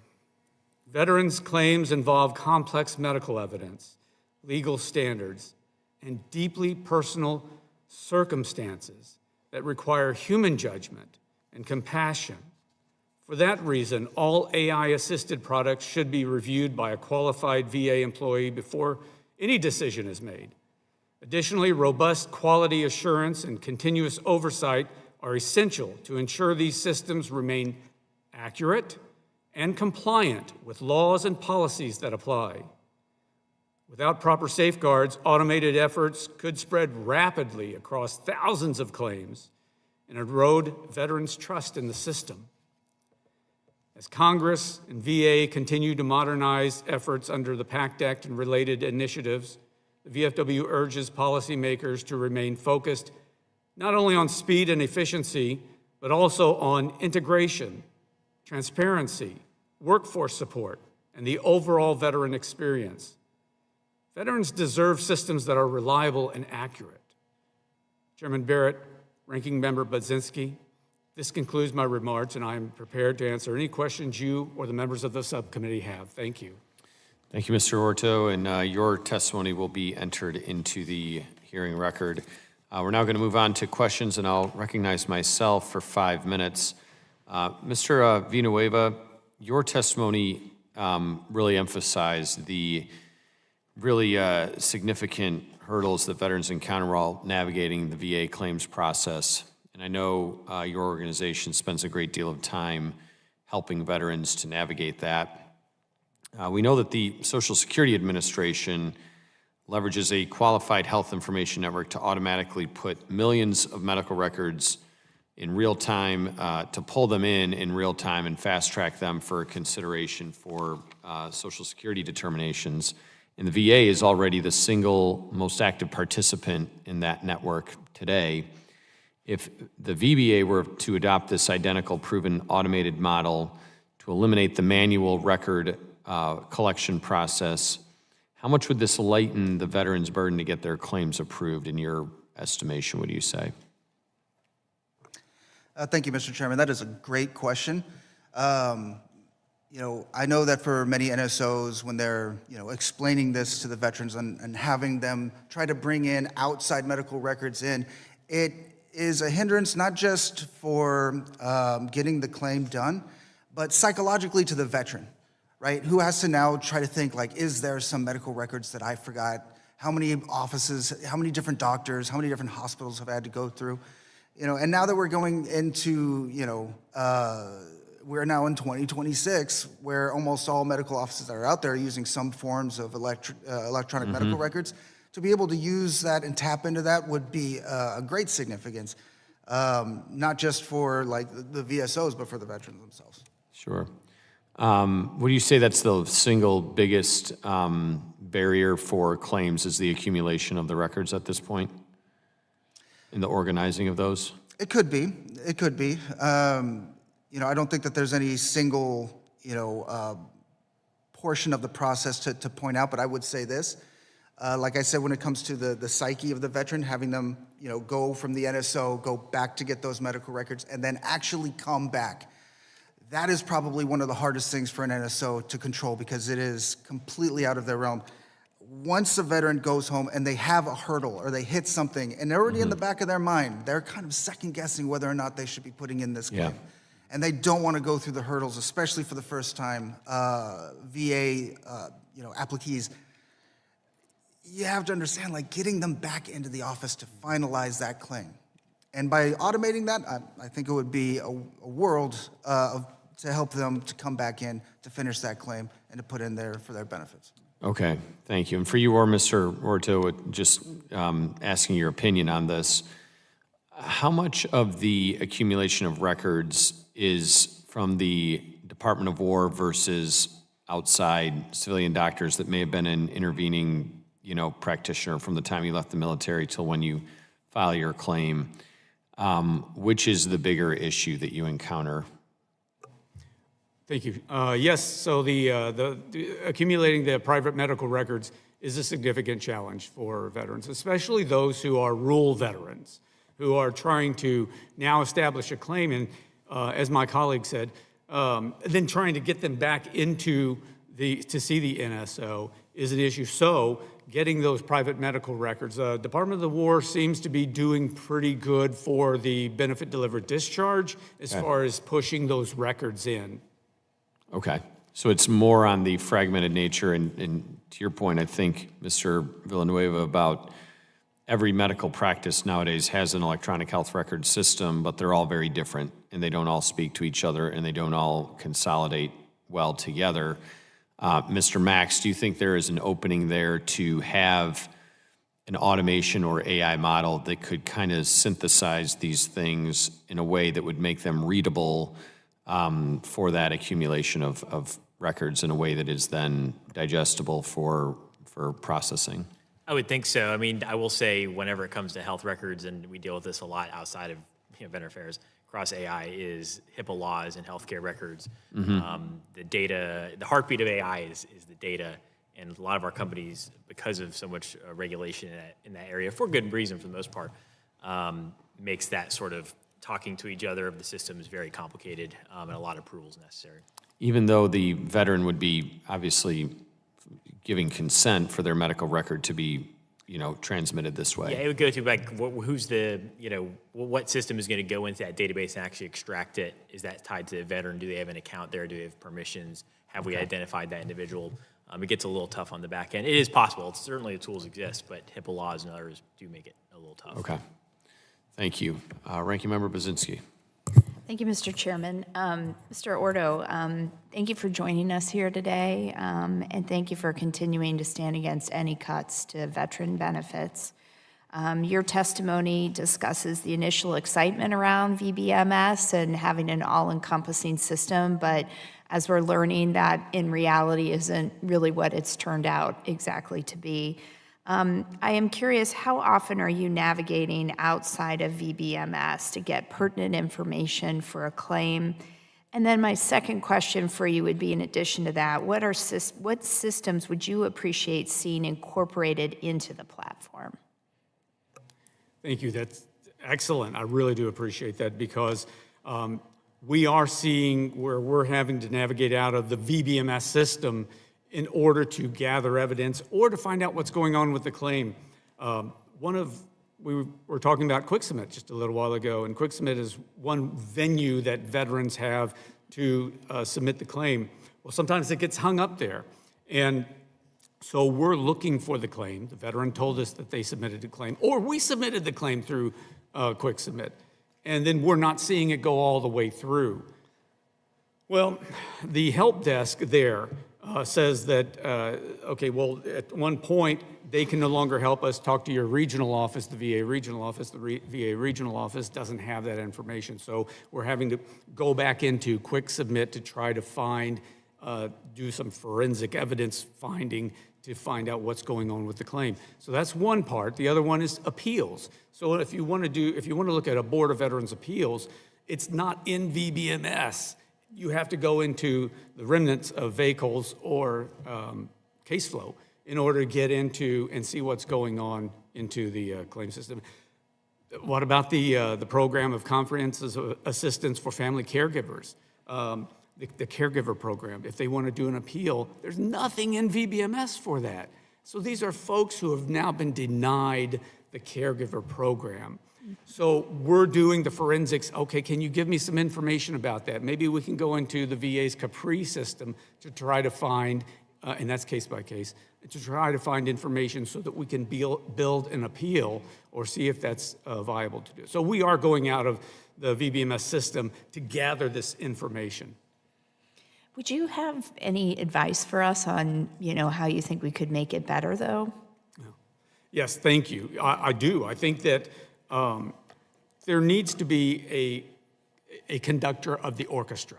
So there's all of these systems that we have, and they're taking it and what we're seeing is they're taking it piecemeal. We think that, kind of like EHRM, somebody needs to lead the way and oversee the operation in order to integrate it correctly, so that we can now see, like corporate DB is a system that's outside of VBMS. But corporate DB is something that causes changes to a person's last name. So I'll do a BDD, benefit delivery discharge claim for somebody, put it in as their name, and then corporate DB, VA system, somehow changes it because it's a different name that they have. Well, this person's been using that same name for 30 years. Why now in the VA system is it being changed? And then trying to get that changed is an issue. And then once it does get changed, I had a female get it changed. We were able to do it. And then when the decision was made, the name was changed again for them. It causes a lot of frustration, especially from females who are coming from domestic abuse situations. Sure, I can imagine. I've got one more minute. I'm going to try to sneak in another question. I do want to say it's so wonderful to have our VSOs here, Mr. Ordo and Mr. Villanueva, that you're both here. Appreciate that. I think you add a unique perspective as we spend so much time talking about these IT programs, but to hear from you on how veterans interface with it is really helpful. Mr. Ordo and Mr. Villanueva, VA's Office of Inspector General recently released a report where it voiced data privacy and patient safety concerns with VHA's use of generative AI. How do these concerns and risks track over into the VBA space? What have you heard from your membership regarding the use of AI and automation in the disability claims process? Thank you, Madam Ranking Member. That's a great question. I think one way to conceptualize this and how some of our members or just veterans just in general would look at slip-ups like that when it comes to people's personal information is that the average veteran that is out there doesn't really look at it as a VHA/VBA. They just look at VA. And when you lose credibility in one part, you're going to get it, and it's going to affect the other. Right?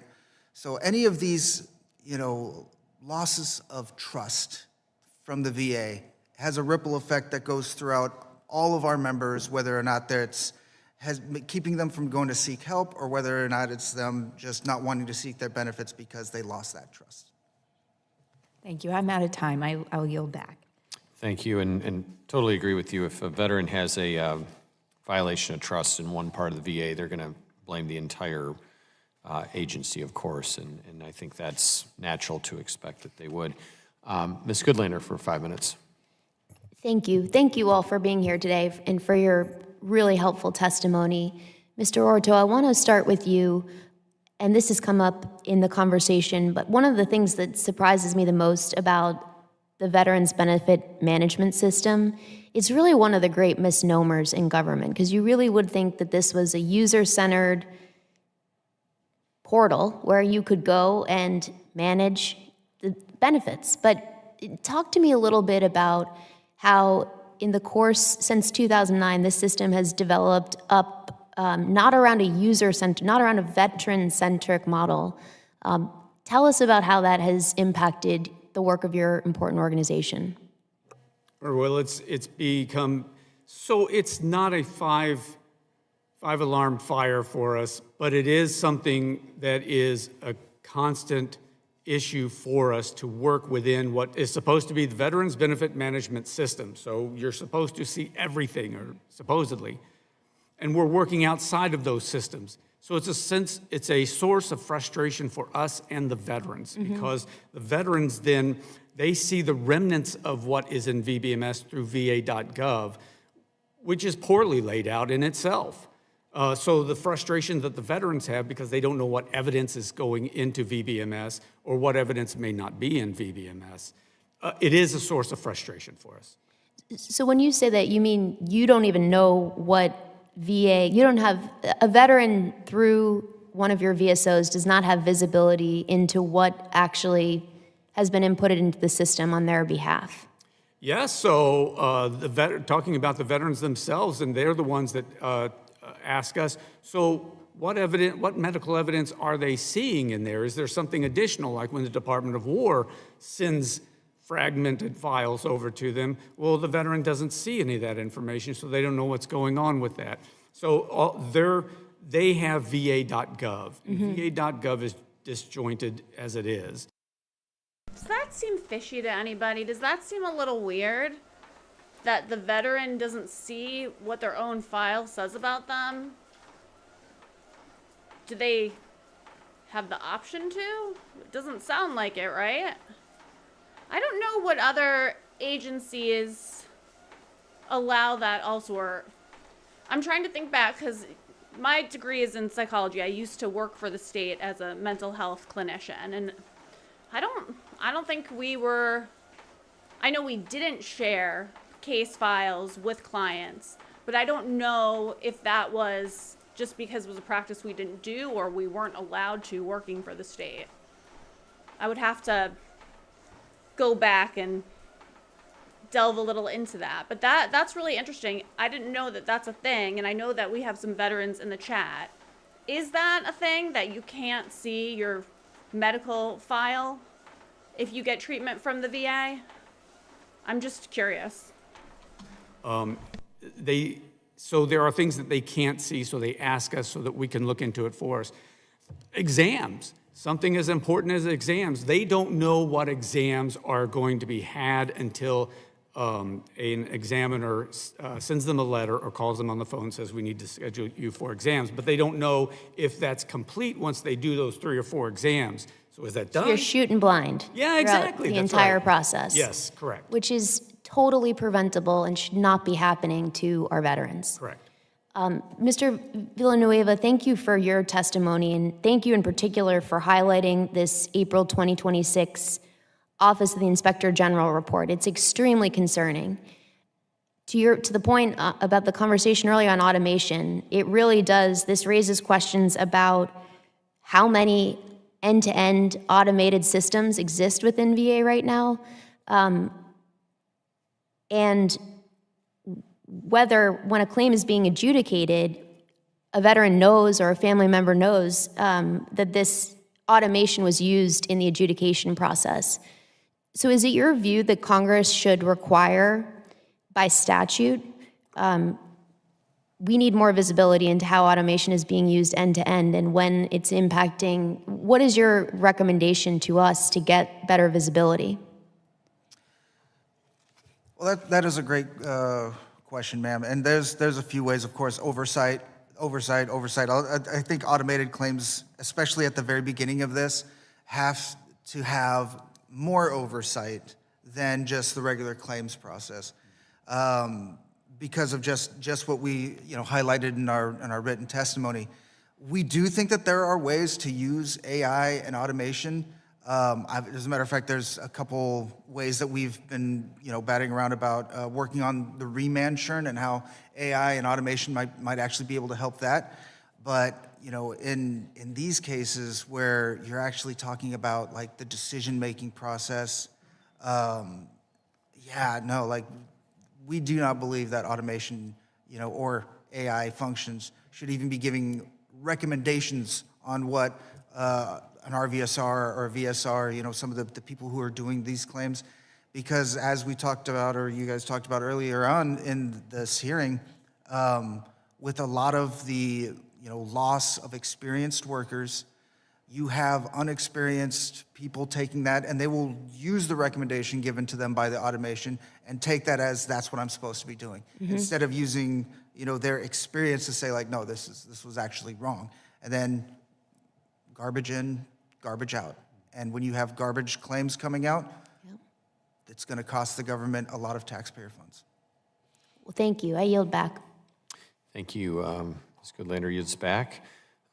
Thank you to our second panel. Appreciate you participating today, and we look forward to following up with you as well as we work toward improving these outcomes for veterans. We're now going to move on to closing statements. I want to yield to Ranking Member Baczynski for her close. Thank you, Mr. Chairman. I appreciate today's hearing to discuss VBMS's modernization and how we can support veterans getting timely, accurate, and complete benefits. I wholeheartedly believe that VA's employees must be better engaged in assessments of workflows, policies, and the tools that are there to support them. Unfortunately, I do not see this being the case in this current program, but I hope to see VA continue to course correct here. I believe we must acknowledge the immense efforts undertaken by VBA employees, especially as the department has already lost over 2,700 claims examiners since January of 2025. As Secretary Collins, former Undersecretary for Health recently noted, VA's employees are one of its most precious resources. They deserve a commitment of support from the Secretary and this body for the work they perform day in and day out. Thank you, and I yield back.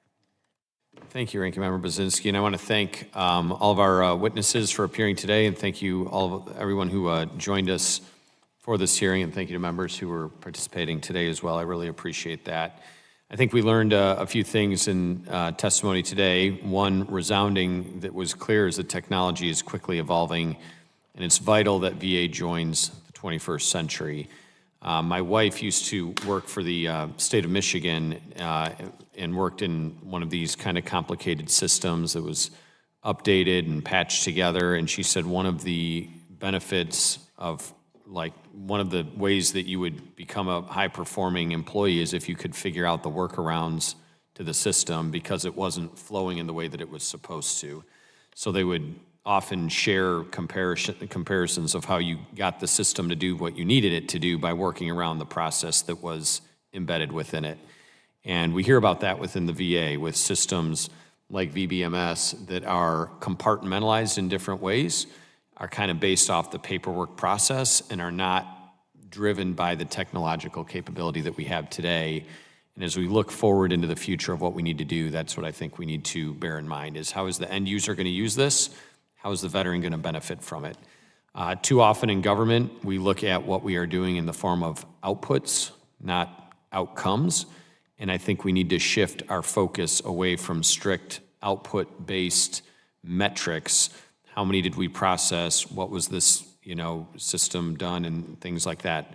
What is the outcome? And to the point I made in my opening remarks, the outcomes are the veterans that we are seeking to serve through the department. So instead of looking at metrics driven by this piece of that process and the outputs, what are the outcomes? How many lives were changed? How many veterans received benefits that they hadn't had before?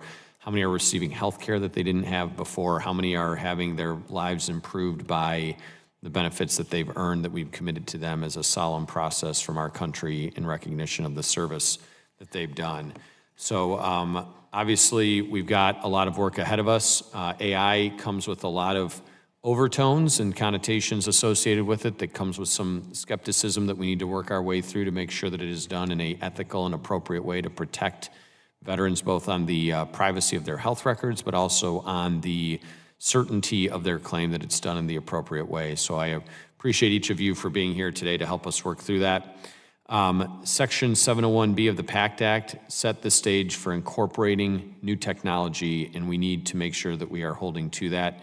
We're coming to an end of this modernization plan that was set in place by the passage of the PACT Act. It only goes through next fiscal year, and it's up to us to ensure that the future VBA IT evolves at the speed of technology while protecting the interests of veterans. So that's our job on this committee, is to make sure that the ever-evolving landscape and to ensure that VA is executing accordingly. Look forward to working with each of our stakeholders and each of our committee members to make sure that we get that right. So thank you so much for being here today. And with that, we're adjourned. All right, well, we still have quite a few people on the stream, and I do have another hearing ready to go. So if you give me like 2 minutes, I'm going to put it on. It's really interesting, and it relates to what we just heard. It's about healthcare. So give me 2 minutes. I'm going to turn that on, and I may even move my treadmill and get on my bike instead. Hold on one sec.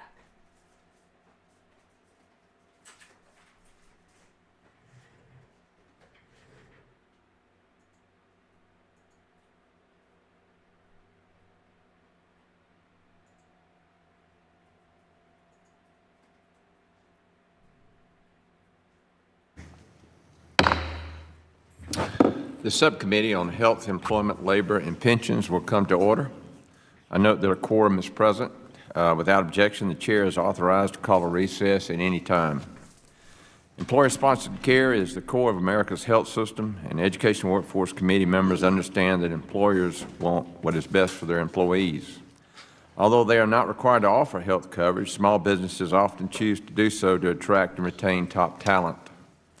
As a former small business owner myself, I learned that investing in the health of my employees paid long-term dividends, both in productivity and the morale in the company. Unfortunately, it's becoming more challenging for businesses of all sizes to offer competitive health care benefits. 98% of small employers offering health insurance are concerned that the cost of providing coverage will soon become unsustainable. As health care costs continue to rise, employers are increasingly turning to innovative models, such as direct contracting and direct primary care, to deliver high-quality health care at a lower cost. Direct contracting allows employers to negotiate directly with providers, helping reduce costs, improve quality, and ensure more health care dollars are spent on patient care rather than the administrative overhead. Direct contracts may also include direct primary care, which allows patients to access primary care services for a flat membership fee. This model decreases the total cost of claims, and patients are getting more comprehensive care and experiencing better health outcomes. While there is great success with these models, barriers still exist, making it especially difficult for small and mid-sized employers to take advantage of them. One of those barriers is lack of data. Employers often struggle to access their own health plan and spending data.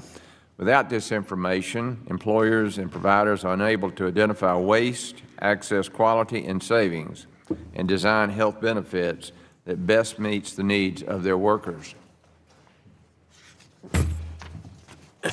Today, we will hear how these models are benefiting providers, employers, and employees, and discuss ways we can remove barriers that stand in the way of greater innovation and lower costs. And with that, I yield to the ranking member for his opening statement.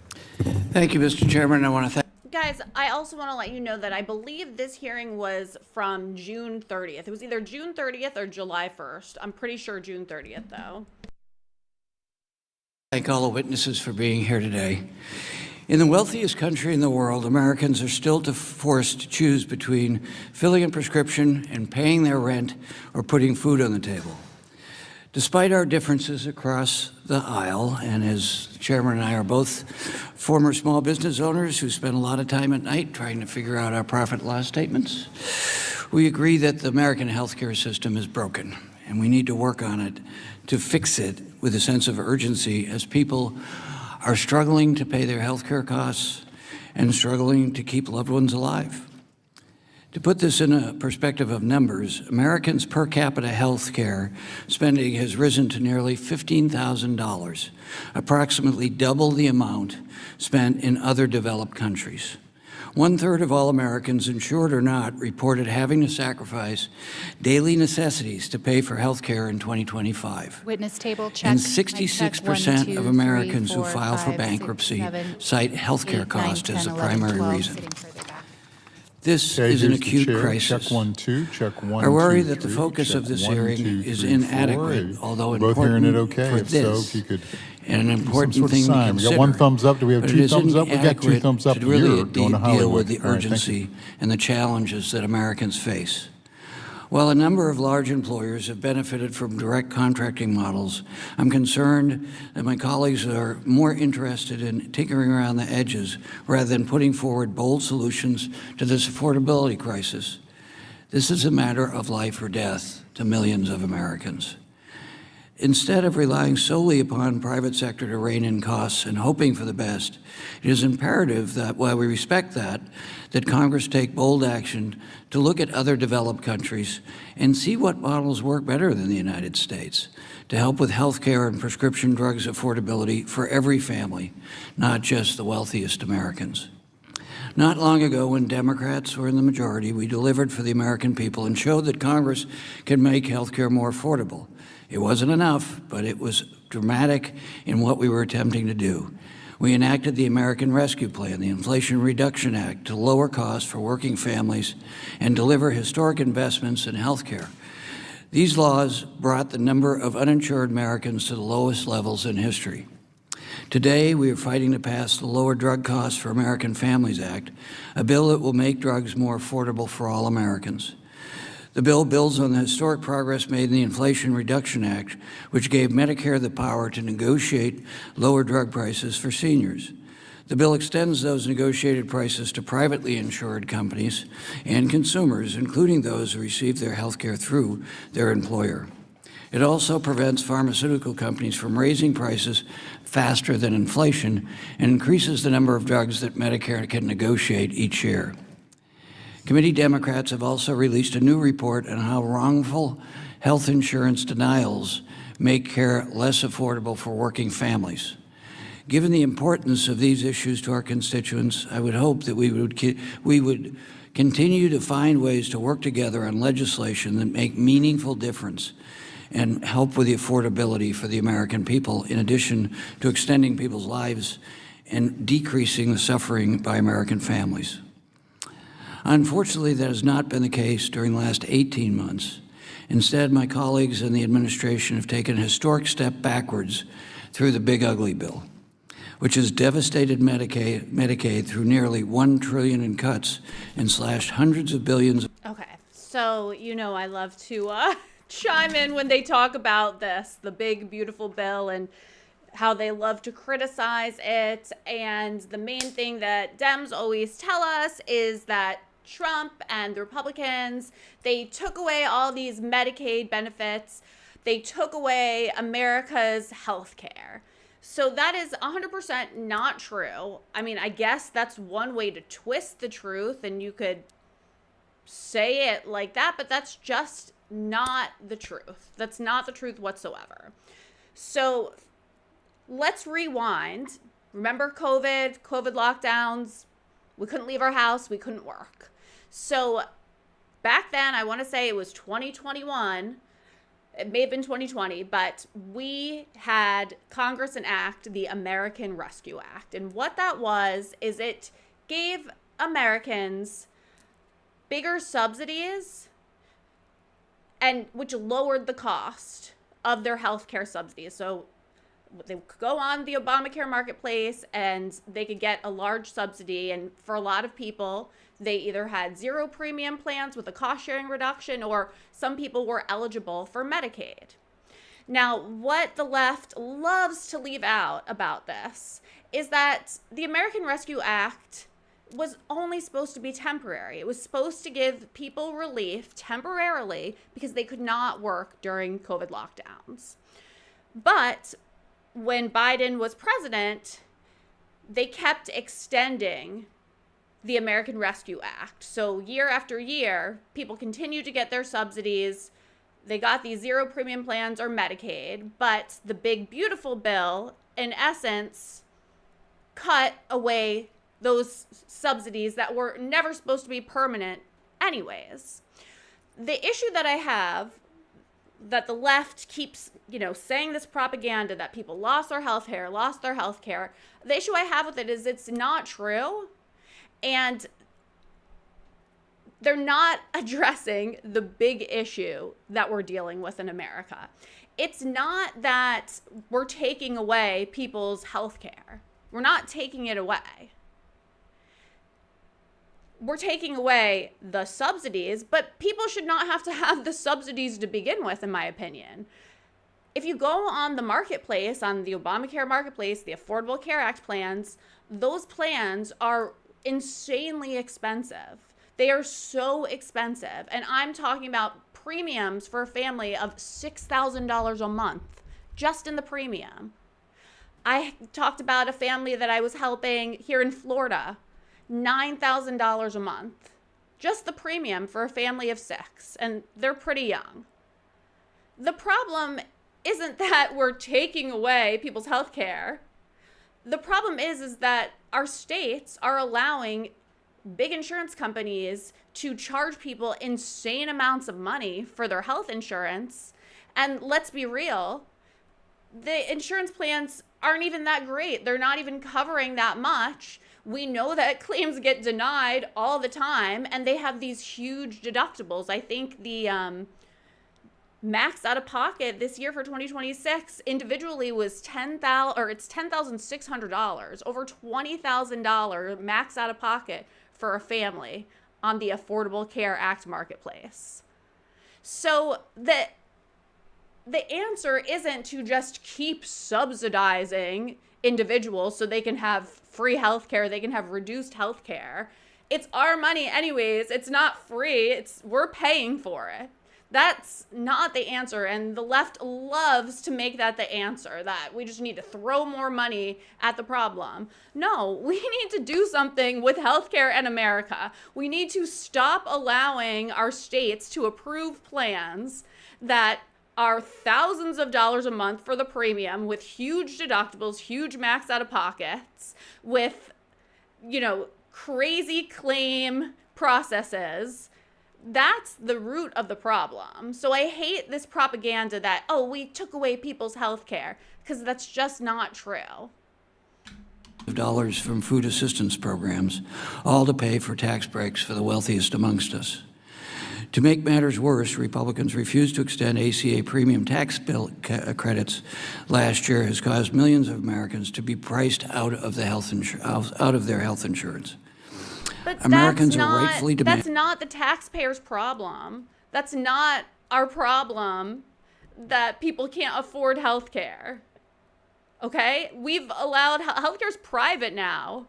United Healthcare, Aetna's not on the marketplace anymore, but Cigna, Ambetter, Molina, Blue Cross Blue Shield. These are privately owned companies, okay? They have shareholders that make like millions, if not billions. I mean, healthcare is like $1 trillion industry, guys. And we talked about this a couple days ago in another hearing. The insurance companies, they use something called the McKinsey method of, denying claims and, just stretching them out as long as possible, and sometimes never paying the claim, hoping that you as the consumer will just go away, just pay the bill because you don't want to deal with the claims process, so they can hold on to that money just a little bit longer. The left and the right is all for it, because guess which lobby pays tons of money to every aisle? The healthcare lobby, insurance lobby. They don't pick sides. They like the left, they like the right. They want to keep on going. Keep on getting our taxpayer money. They didn't want the American Rescue Act to go away. They're making so much money from us taxpayers because we're subsidizing these crazy expensive plans that nobody would actually spend money on if it was their own money. Okay, somebody that is like a single mom with a couple kids, she's not spending $1,800 a month for her health insurance. She's just signing up for that plan because the government's giving her a subsidy and it's zero premium for her. But it's not a good plan. She would never sign up for it on her own. That's the issue that we need to deal with. We need to stop pretending that we just need to pay more taxpayer money from it. And like the irony of it is, he's like, because we need to, cut taxes for rich people. Well, with what he's proposing, we're just stuffing rich corporations and rich shareholders with more taxpayer money. We're just giving more money to insurance companies. So it's just so ironic that he's criticizing the rich and getting tax breaks when his proposal is for us to just pay more money to literally put in the pockets of insurance board members and CEOs. And we all know what happened to the CEO of United, and I'm going to leave you at that and continue. That their government work for them, not billionaires and big corporations. But instead of working together to lower healthcare costs and tackle big pharma, the big ugly bill just made things much worse, just to transfer more wealth, a historic level of wealth, to the wealthiest amongst us during the highest level of inequality in the history of the country. To deliver real results for suffering Americans, we must reverse the damage done by the big ugly bill, tackle big pharma, address skyrocketing premiums that should not be a partisan issue. I look forward to the hearing and the opportunity that direct contracting may be a part of the solution, but just a part of the solution. Thank you, Mr. Chairman. The ranking member yields. Pursuant to Committee Rule 8C, all members who wish to insert written statements into the record may do so by submitting them to the committee clerk electronically in Microsoft Word format by 5 p.m. 14 days after this hearing. And without objection, the hearing record will remain open for 14 days to allow such statements and other extraneous material noted during the hearing to be submitted for the official hearing record. I will now turn to the introduction of our four distinguished witnesses, and thank you for being here this morning. Our first witness is Dr. Chad Savage, President of DPC Action and founder and physician at Your Choice Direct Care in Brighton, Michigan. Our second witness is Mr. Mark Newman, CEO and founder of Naomi Health in Orem, Utah.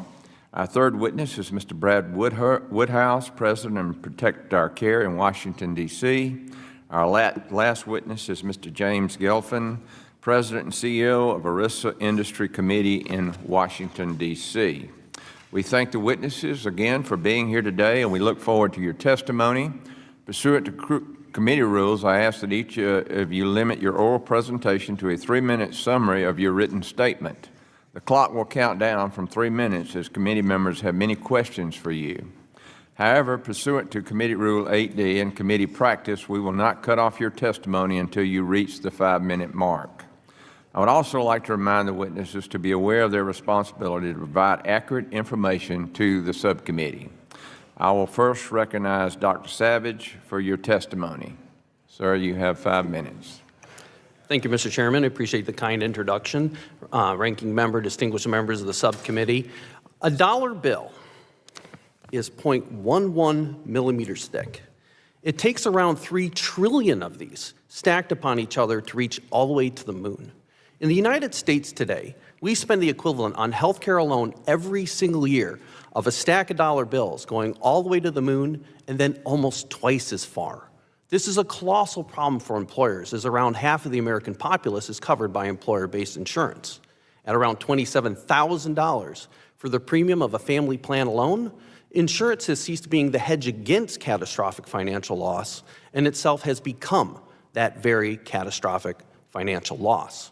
And what do we get for all this spending? You would think long lives and great care, but we get long waits for rushed visits and lots of bankruptcies.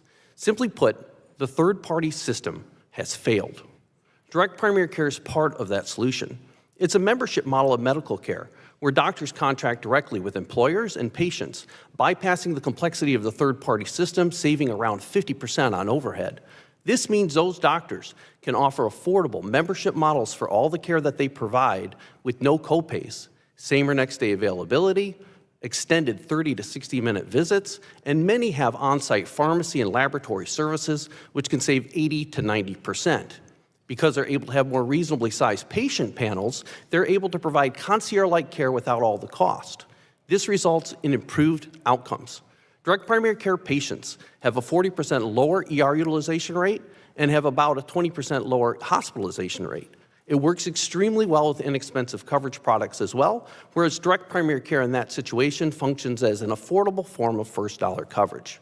Employers can offer direct primary care to their employees pre-tax via HSAs, HRAs, FSAs, ERISA, and ICHRA-based plans. This puts purchasing power into the hands of the employees, consumerizing them, making them informed consumers of medical services, where they go around, shop around, and exert downward price pressure, constraining the excesses of medical pricing.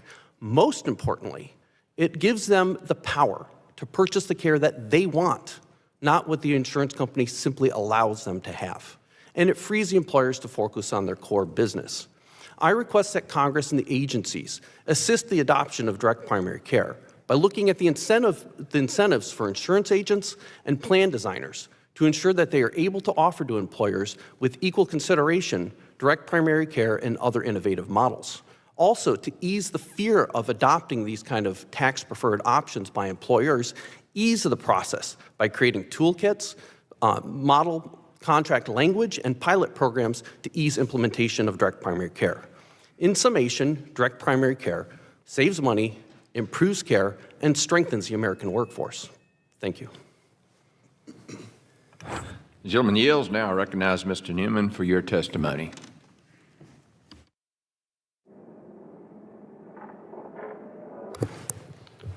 Chairman, Ranking Member, and member of the subcommittee. My name is Mark Newman, and I'm the founder and CEO of Nomi Health. I'm not here today as a provider or an insurance company.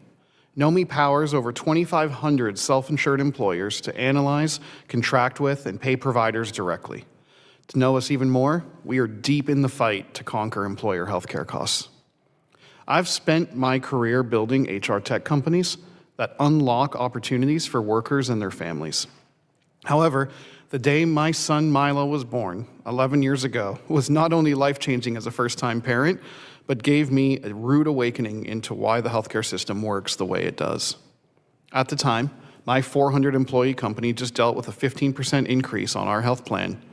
But as we left the hospital, they offered me a 30% discount off the insurance-negotiated bill if I could pay before leaving. I was blown away by this experience. Why did this happen? Was that the real price of healthcare? And why wasn't it available to everybody, to all my employees? Despite being a supposed expert in the industry, I felt I had totally failed the people that worked for me and went on a journey to figure it out. It turns out, in traditional healthcare, providers have to build in the risk of non-payment, months of collections, write-offs, denials, and billing overhead into their rates, only collecting at the end of the day a portion of what they actually or contractually should. Even worse, employers are charged an enormous number of fees on top of the cost of healthcare, paying for something that providers don't even receive. Direct contracting at scale for all services removes that spread. Providers are immediately paid in full, and they don't have to spend months fighting claims. There's the 30%. That's the unlock to U.S. healthcare. At Nomi, when our employers save 10, 15, 30% on their healthcare costs, 90% of those savings go back to workers and show up as no copays, zero deductibles, and wage increases. For me, there's no better feeling than this. So what started as a simple insight and a shared frustration has now turned into a nationwide platform and a rebel alliance of 200,000 plus providers like Henry Ford Health in Michigan, ProMedica in Ohio, Northside Hospital in Georgia, all fighting to transform employer healthcare. And in Michigan alone, the employers using our model are spending 29% less than the traditional cost of commercial coverage in their state. So as a committee, you continually demonstrate a commitment to tackling healthcare costs for employers and workers. You hold the pen on policy like employer data ownership, price transparency, and direct contracting, and unlocking innovation here is the real opportunity. Although it seems nearly impossible, we can actually do something about healthcare costs in America, but we have to fight for it. And this week reminds me, though, that the American story has never been defined by the problems we tolerate. It's actually defined by the solutions we work incredibly hard to forge. The fight to solve U.S. healthcare for employers is here, and it's right in front of us, but it's worth fighting. And I thank you for having me to be part of the discussion on what to do about it. Thank you, Mr. Newman. Next, I recognize Mr. Woodhouse for your testimony. Thank you so much. Chairman Allen, Ranking Member DeSaulnier, and distinguished members of the committee, thank you for the opportunity to testify. My name is Brad Woodhouse. I'm president of Protect Our Care. Our mission is to make high-quality, affordable health care a right and not a privilege for every American. I'm here today because that mission is under direct threat. We are facing a health care affordability crisis in America. H.R. 1 made the largest cuts to health care in American history to fund tax breaks for billionaires and big corporations. And the subject of today's hearing, put in the best possible light, won't scratch the surface in addressing the crisis in healthcare affordability Americans are facing today. And frankly, nothing can distract from the reality that H.R. 1 cut $1 trillion from Medicaid and the Affordable Care Act, which will rip life-saving coverage away from 15 million Americans, including seniors, children, and people with disability. That same bill handed out $1 trillion in tax breaks to the top 1% and $730 billion in tax breaks to corporations. Today, not even a year later, 8 million people have already lost health care. But that's not all. Costs are skyrocketing for millions of Americans. Families are being forced to make impossible choices between paying for groceries and seeing a doctor. Small businesses are closing. The ripple effect of these cuts has catapulted health care to the #1 issue in American politics. A recent Gallup poll showed an increasing number of Americans are unable to afford health care. Americans are seeing prices for specialized drugs continue to climb as a result of H.R. 1. Republicans expanded the exclusion of orphan drugs from Medicare drug price negotiation, delaying popular cancer drugs, Keytruda and Opdivo, from being included in price negotiation. Deferring drug price negotiations for orphan drugs increases out-of-pocket costs for patients and Medicare spending. Delaying or excluding orphan drugs only means higher costs for patients, but will also cost the federal government $8.8 billion over the next decade in lost Medicare savings, which go directly in the pocket of Big Pharma. Meanwhile, Democrats are fighting to lower drug costs for all Americans. Last year, Congressman Pallone, Neal, and Scott introduced the Lower Drug Costs for American Families Act, co-sponsored by the ranking member and Representatives Courtney, Hayes, and Mannion. The bill allows Medicare to negotiate more drug prices each year, makes the negotiated prices available to the commercial insurance market, limits out-of-pocket costs on prescription drugs, caps insulin at $35 a month for every. Okay, so I have to comment on this because this is one of my areas of expertise. I've been in the health insurance space for over 11 years. It is so ridiculous what he's saying. I just want you guys to know how ridiculous it is what these people are saying, because he's not talking about how they're actually making things more affordable and cutting costs. What he's talking about is he's using your taxpayer money to expand Medicaid, and that's two different things. Again, the root of the problem, and Trump has talked about this, and Trump tried to implement things when he was in office the first time, but Biden, one of his first, executive orders, negated some things that Trump did, and then he later went back and did them and then took credit for them. So the issue is, why are our medications in America so expensive? Why do we allow big pharma in the U.S. to charge Americans like 100 times more than they do in other countries? That's a problem, right? We need to reduce the cost of the actual medication. If other countries can do it, I know we can here in America. We also need to reduce the cost of health insurance in general, because it's just been going up and increasing ever since Obamacare was enacted.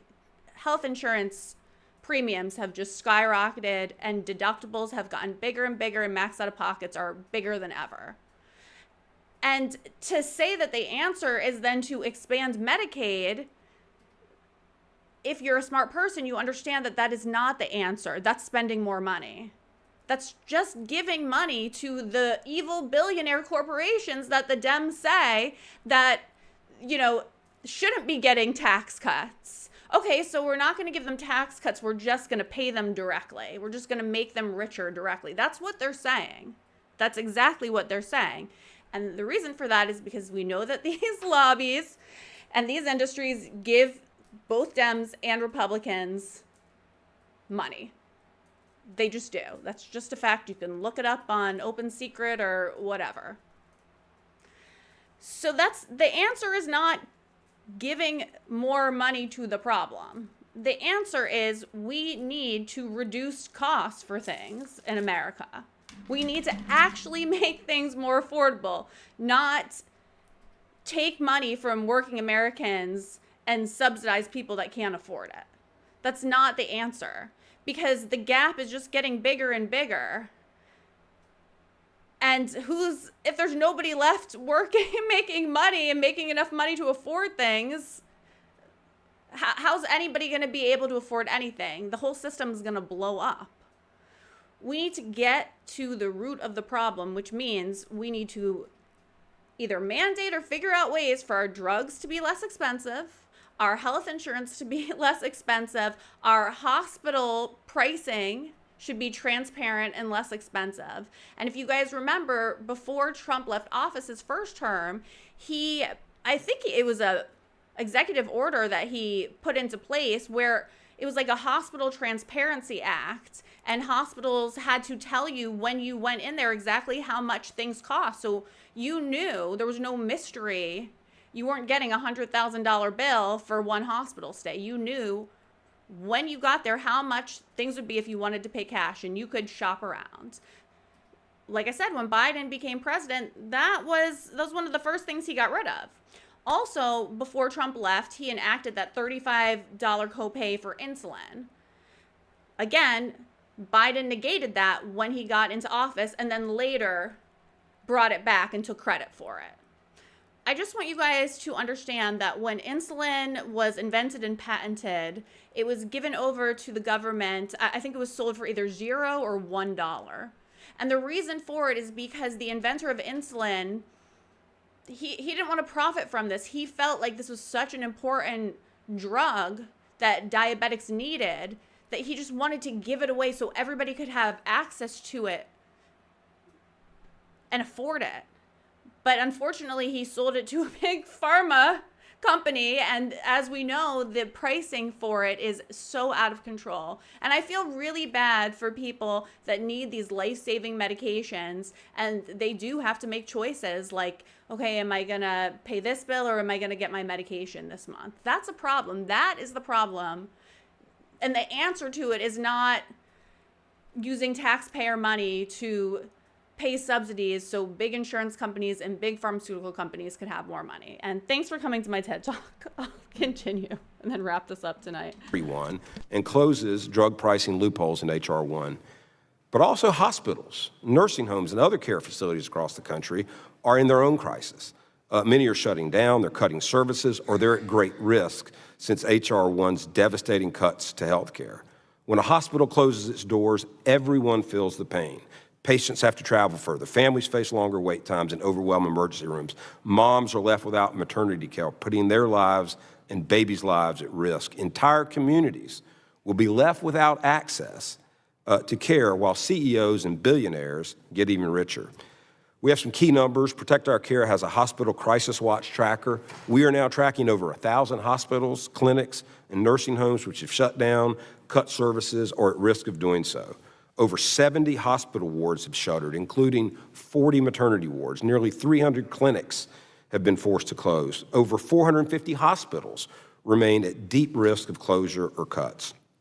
Everyone is paying the price because Congress put tax breaks for billionaires and big corporations above the needs of working people. When hospitals close, costs rise by an estimated $500 per hospital stay at nearby facilities. This means higher insurance premiums for everyone, regardless of where they get their coverage. As the 6th largest employer in the country, hospitals are key economic drivers, especially in rural America. But because Congress passed the largest cuts to health care in history, nearly 500,000 healthcare workers could lose their jobs. Communities are so desperate to save their local hospitals, counties and states from California to Alabama are instituting higher property taxes to stop their hospitals from closing.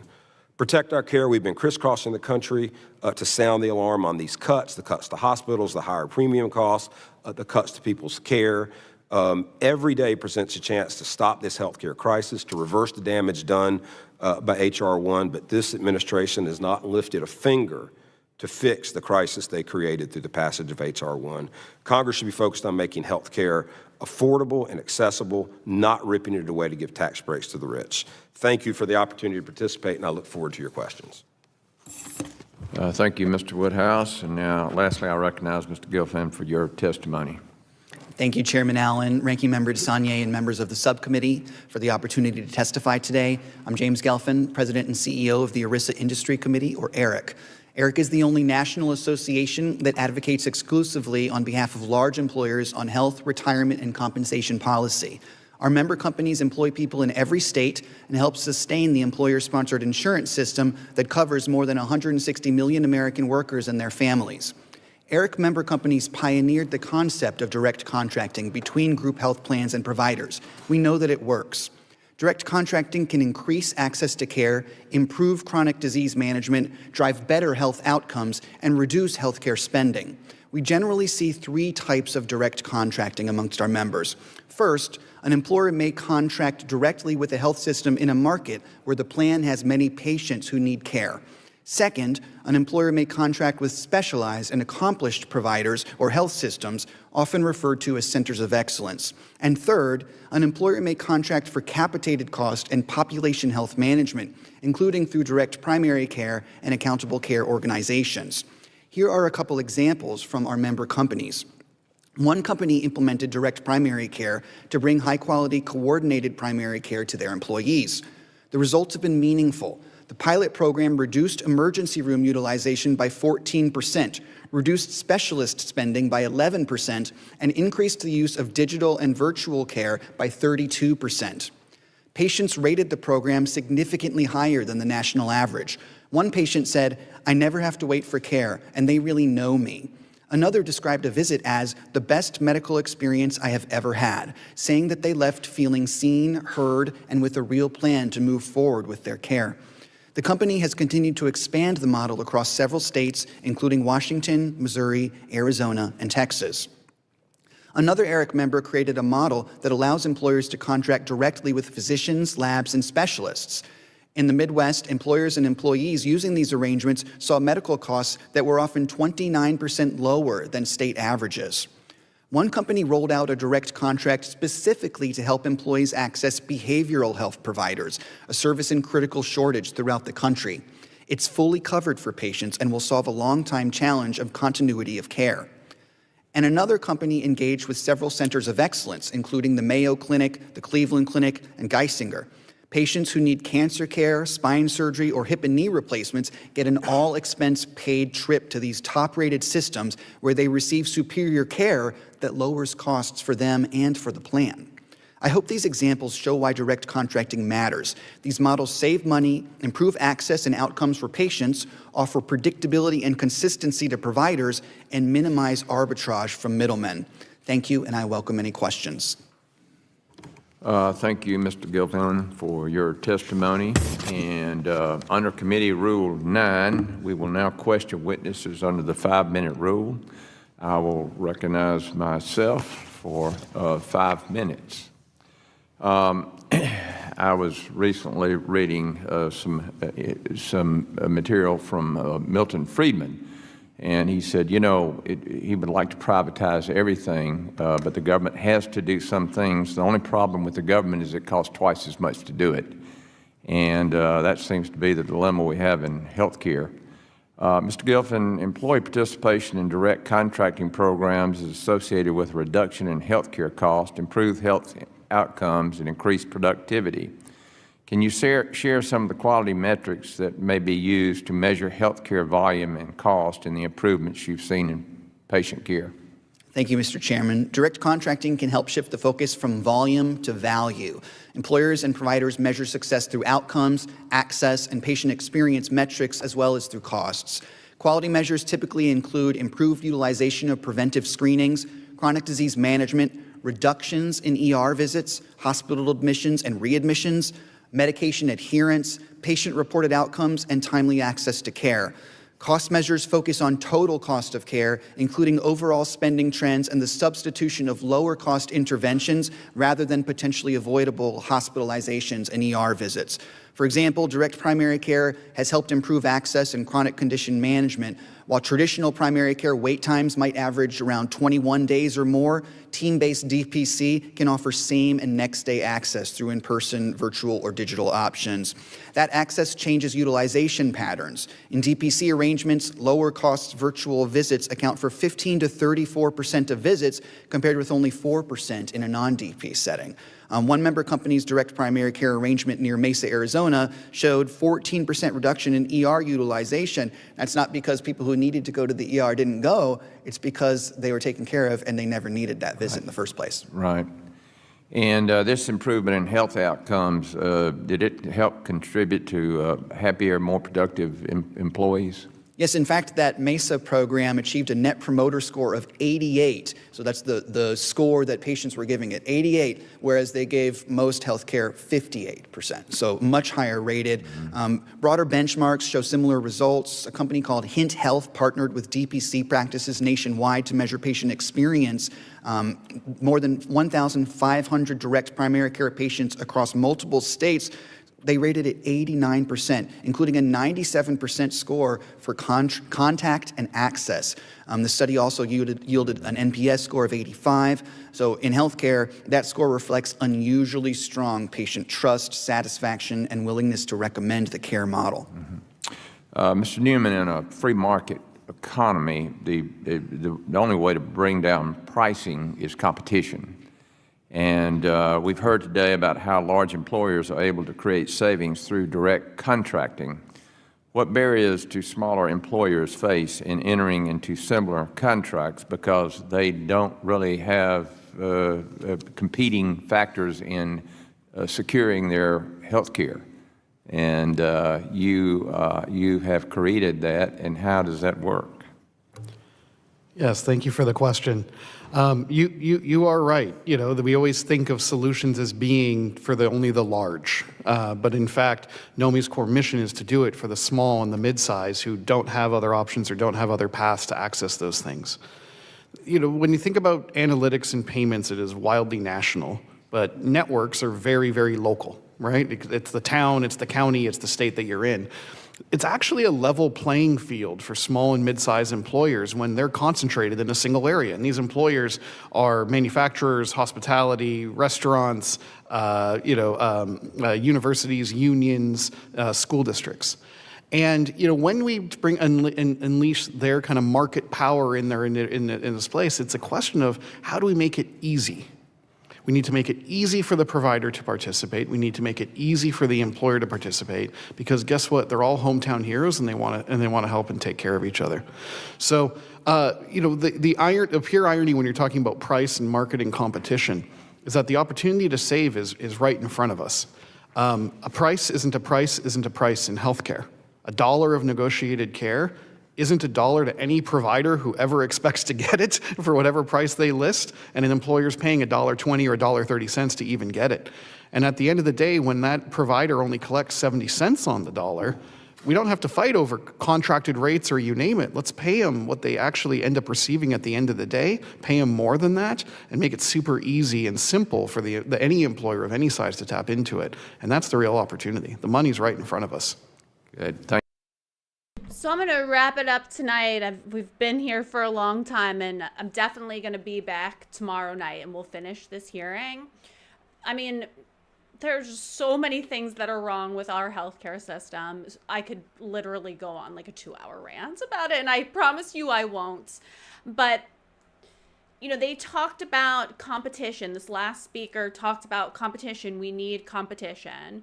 And I agree with that, but I just want to point out to you guys that when Obamacare was enacted, it, in essence, eliminated competition in the health insurance markets. It put all of these rules and regulations and guidelines together where a lot of health insurance companies just could not compete and pulled out, or they've kind of been like working in the gray area or working with loopholes. And at that point, they couldn't even be called insurance. They were called like coverage. And still to this day, in order to be called health insurance, a company has to implement like these exact things that Obamacare mandates. Otherwise, it's not considered insurance, even though it really is insurance. It's very weird. Like, for instance, you can get a plan and they have to call it a short-term plan, even though it's a 3-year plan.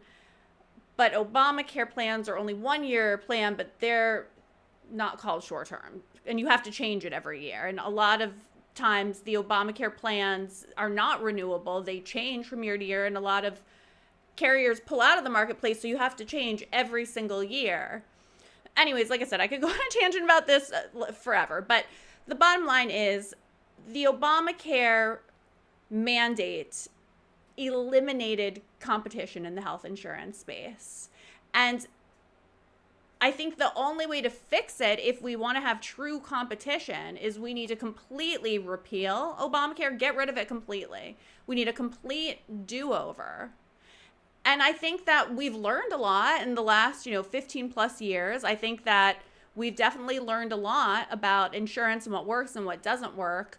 But I don't think we can fix what we have in front of us. If we truly want competition and we want to make health insurance and healthcare affordable, we need to just revamp everything. We need a brand new system. But I'll tell you what does not fix this problem whatsoever. Like I said it earlier, subsidizing more people and putting more money into these programs will not solve anything. All that is doing is putting more money into billionaires' pockets. So please don't be fooled when the left comes on here and gives you a song and a dance about these big bad billionaires and, Trump took away people's health care.